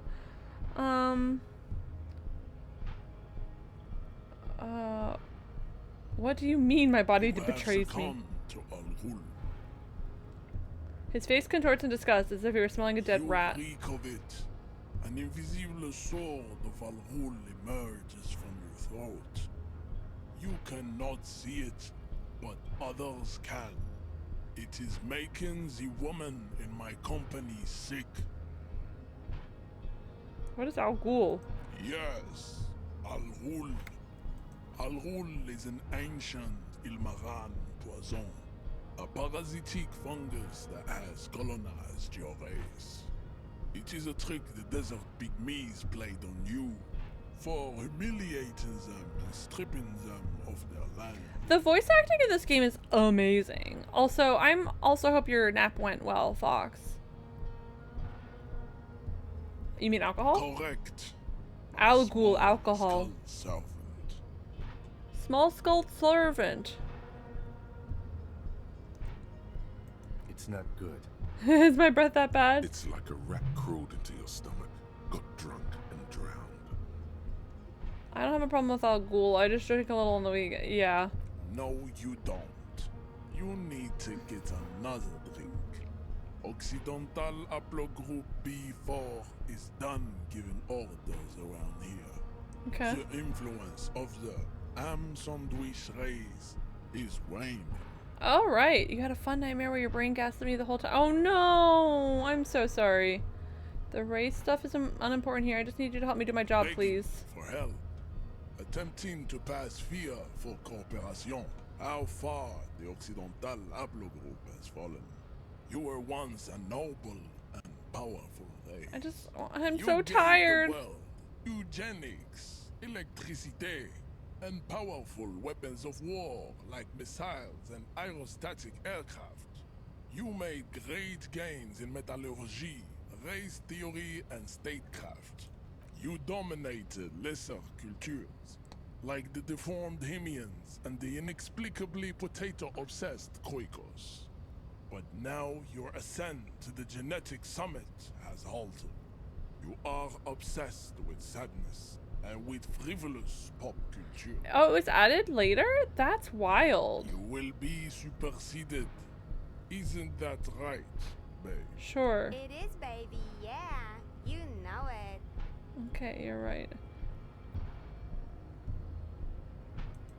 Enough with this begging. You should leave the stage of history with dignity by inviting the other races to a great world war. Bring your troops to the Seminine Islands and to Boogie Street, and we will pulverize you. Pulverize When you you. are gone, we will build a museum for you. Okay. The walls will be lined with bottles of Al Ghul, your beloved beverage. Inside, we will store the odes to homosexuality you call art, and your microcephalic skulls. What? Hold on. Pre-introduces an island, Boogie Street will pulverize you. The walls will be lined with your bottles of alcohol, your beloved beverage. Inside we will store the odes to homosexuality you call art, and your microcephalic skulls. I know he's insulting me, but okay. Don't be such an asshole to your fellow dock worker. Isn't Everett the union boss white? What are those tattoos of yours supposed to mean? It's a white check. You may retry it. Let's try it. Ask what kind of races there are first. Okay. Classification is core to this stuff. Measurehead, I am new to this world. Help me understand its races. I need to know what kind of different races there are. Do you? I do. There are 3 categories of race. Categories. The heroic races. Tibe, the servile Timbe. races. And the vile CF race cauldron of pederasty. Which one do you need education on? All of them? Those are the Simonese, Hey. the Areopagite, and the Occidentals, excluding the Maun, of course. The Maun are riddled with eczema to the point where they find it impossible to smile. They're all lactose intolerant! All lactose intolerant. A common result of inbreeding. Oh no! A receding genetic pool has led the Maun on reprehensible street parades. In Maun cities like Stadskanal and Vredefort, wearing wooden clogs on their feet and little green tassels on their hats. Okay, who are the type A then, in your view? The Vespertines and Messenians of Vesper and Messina, the ancient Meteorans of Meteo by the golden Pisantic Sea, the Suren of Sur-la-Clé, and even the North Königsteiners, all have Type A race propensity. Type A. Type A. The I like the other way he large talks. Mondial civilization, the Mess, Civilization. are too yellow and oleaginous to count as a heroic race. True overproduction of sebum. Sebum is leaking into their brains, making them listen to El Mariachi. El Mariachi. Eat toxic minced meat-based food, which in turn only produces, Said that they had a glandular problem. as proven by the Maun and the Mesk, Occidental Type A is in retrograde. The Seminese and the Areopagite are on the ascent. Continue receiving wisdom. I don't know if my brain can handle any of this wisdom. He is saying so many words, and I only understand. We're here. The indigenous people of this, the Insulindian archipelago. Seminese. The Seminese inhabit the southern islands. He is Seminese. I am Seminese, from the stock of Ulmuir on Ile Alright. de Fontaine. And the Areopagites? The Areopagites are the master race of the Ile-Maran deserts. The Simonese are descendants of the Areopagites. We came here during a heroic migration from Ile-Maran Migration. to Ansuland. Thousands of years Before the lactose intolerant. man occidentals discovered this Occidentals. I love the way he says certain words. Pajites are sleek, long-headed. The Simonese are powerful, mesomorphic. The former is an immutable progenitor, unchanged since the Super Isola of Pericarnassus. Ancient brains rest in their slender skull. He falls silent, contemplating the beauty and the mystery. The latter is perfected and adapting. Together they form the Simeno-Areopagite, I'm or Simeo-Pagite super race. I'm stuck listening to him. That is There all. are no more type A races in the world. I am stuck listening to him explain type A, B, and C, and then I'm going to end the game for the day. Jesus. They are the unheroic races, amorphous non-competitors of the great race. The Koikos and the Vacholier, they are mud-colored people. To an untrained eye, the Koiko appear white and pinkish, like a ham's witch. But look into their eyes and you will see. They are of an distinct muddy color, and so is their skin. Unhealthy, sweaty, and ashen. Pinkness is a racial quality that has to be earned through centuries of advanced ballistic warfare and cultural domination that the Grad people have undergone for drinking alcohol and smoking the degenerate tobacco and for eating potato. Eating potato. The Koiko, the countless micronationalities of Grad, are all inexplicably obsessed with potat. The only thing they like more is dividing into microscopic ethnostates, like political amoeba. Alright. And the Vacholiers? The Vacholians, halfway between type A and the racial called Two makes to know right from wrong. You tried your degenerate little revolution, which was the single greatest failure committed by humans in our 82,000-year history on this planet. Alright. What is type C? Tips CF Tips are a CF. museum of failed chimeric experiments and tragic maladaptations.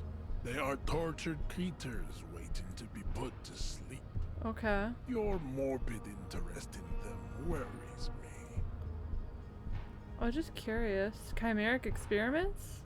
Lesser races like the mosquito, a grotesque mixture of a masked woman and a Seminese man.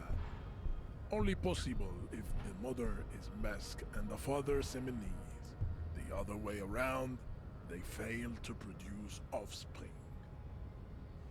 Okay. The mosquito is born sterile, like a donkey. All they have left is to ride customized motor carriages with hydraulic suspension, listening to aggressive El Mariachi music to vent their impotent despair. Alright.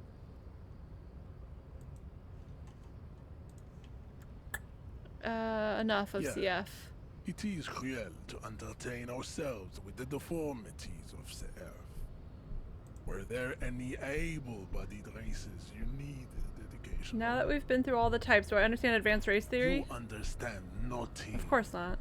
To solve the great race enigma, you have to first ask yourself, what is the race enigma? I don't know. You have not even worded the mystery, let alone solved it.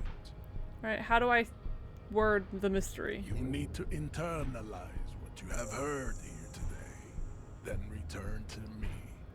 This clarity does not come instantly. Okay. I cannot possibly imagine what else we have to discuss. I don't fucking know. Vacholian. Your love for disco music and venereal disease? Disco music and venereal disease. Alright, I'm leaving, and I'm just gonna save there. Let me see, hold on, what do I have? What item did I get? Giant novelty check. I shouldn't have taken it. It's fine. Map. Oh. Okay. Fucking Kuno. What is thought cabinet? Internalize.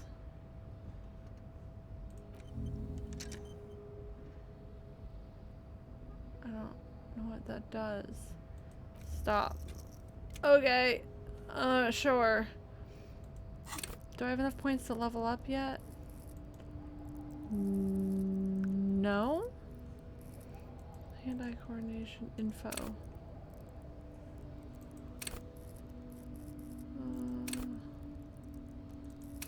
Encyclopedia writer of drama.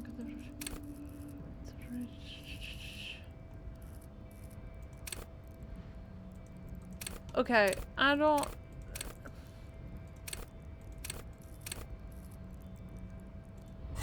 Alright. Save game. Here we go. Save. Okay. I'm gonna call game there. Confirm. Jeez. Save. Quit. Confirm. That game was a woo. Something. It was something, alright. It was fun. It was... interesting. It was enjoyable. But it wasn't what I anticipated. It's so good though. Like, I'm excited to see like how it continues on and like how I interact with things and like figure out who I am and like trying to figure out just like the mechanics of the game and like making sure that I'm understanding that I'm talking about the correct things to get like the best results that I can, kind of. But I'm really enjoying it. Fox, thank you again so much. I really appreciate it. My Mothman and I say thanks. But no, it was a lot of fun. I'm excited to play more of this. I probably won't play it every week, but I definitely want to continue this story every now and again. But I'm gonna call stream there. We did go a little over, but I got stuck talking about advanced race theory with that man with a very thick accent. But the voice acting is really cool in the game. Like, the voices are so, like, they don't just sound like a bunch of white guys talking. Of course. Thank you, Artemis. I hope you're feeling a little bit better. I hope you get some good sleep and rest up so you feel better tomorrow. Oh, thank you, thank you, thank you. We're gonna figure out who to raid. Our options are... why are you living just get the power of God animators? Is he eating dinner? He might be eating dinner. We can go raid Daniel, I think. He's playing Fire Emblem. Let's see who else is streaming real quick. Let me see who's live. But we'll be back tomorrow evening, same time, 7 p.m. to 10 p.m. Eastern Standard Time. To continue more of the Jedi Fallen Order game. I think we finished Kashyyyk. I'm gonna Google. I'm gonna spend some night tonight and Google. I have to figure out how to take the elevator, turn on the elevator to get up onto the roof to talk to... what the fuck is his name? Starts with a G-R.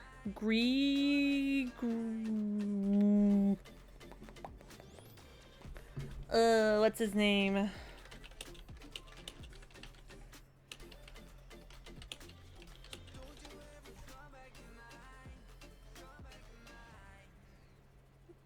The guy who Forrest Whitaker plays. Fuck is his name? Saw Gerrera. I googled Black Man in Rogue One. Because I was like, I don't know how else to Google you. I apologize, sir. Saw Gerrera. We have to figure out how to get to the roof to talk to Saw Gerrera so then we can get off Kashyyyk, which is the Wookiee planet. So that's what we're going to be doing tomorrow. And I'm going to Google how to do it because I got stuck last time. And then this Sunday's stream, I genuinely don't know what we're going to be playing yet. I haven't decided. We'll see. Something fun, something exciting, something new. Maybe another puzzle game. I have a couple other puzzle games lined up. And they've been a lot of fun to play. So we will see. We will see. All right, let's go raid Daniel. Daniel's back to playing. He's playing Fire Emblem. I think he's playing the new one. Fire Emblem Engage is the new one. I think it's the new one. So if you like Fire Emblem, this will be fun. If you are subbed, please copy and paste that little message right there that Nightbot just posted. If you're not subbed, that's totally okay. Just copy and paste that one that Melly just made pop up with the Twitch provided emotes. I get it. It's a financial hellscape out there. We can't all afford to sub. No worries. But we are gonna head out. Give Daniel lots of our love. I just copy and pasted my raid message so I don't have his thing anymore. Okay. And then, yeah, we will be back. I'll be back tomorrow night for Jedi. I'm very excited. And I've already started working on plans for my 2-year anniversary stream, which is going to be next month. Of course. Thank you, Melly, for being here. I appreciate it. 2-year anniversary stream is going to be second week of March. I think I'm going to do a 24-hour stream because I owe you guys a 12-hour stream for hitting 500 followers, which thank you guys. I appreciate every single one of you, genuinely, that we've gotten this far. So instead, I'm just going to push them together. We're going to do a 24-hour stream. And my D&D group was talking about playing games with me on stream to help keep me entertained. So I'm very excited. And then I'll be hoping to release merch during that as well. So we have a lot of fun things planned. And I have a Lego set that I'm going to build. Probably work on some cosplay, a bunch of other stuff. So I'll let you know as that's planned. But otherwise, I hope you guys have a great night. Please go get some food, drink some water, take your meds. They're important, so are you. And I will see you tomorrow night at 7. Okay, love you. Bye!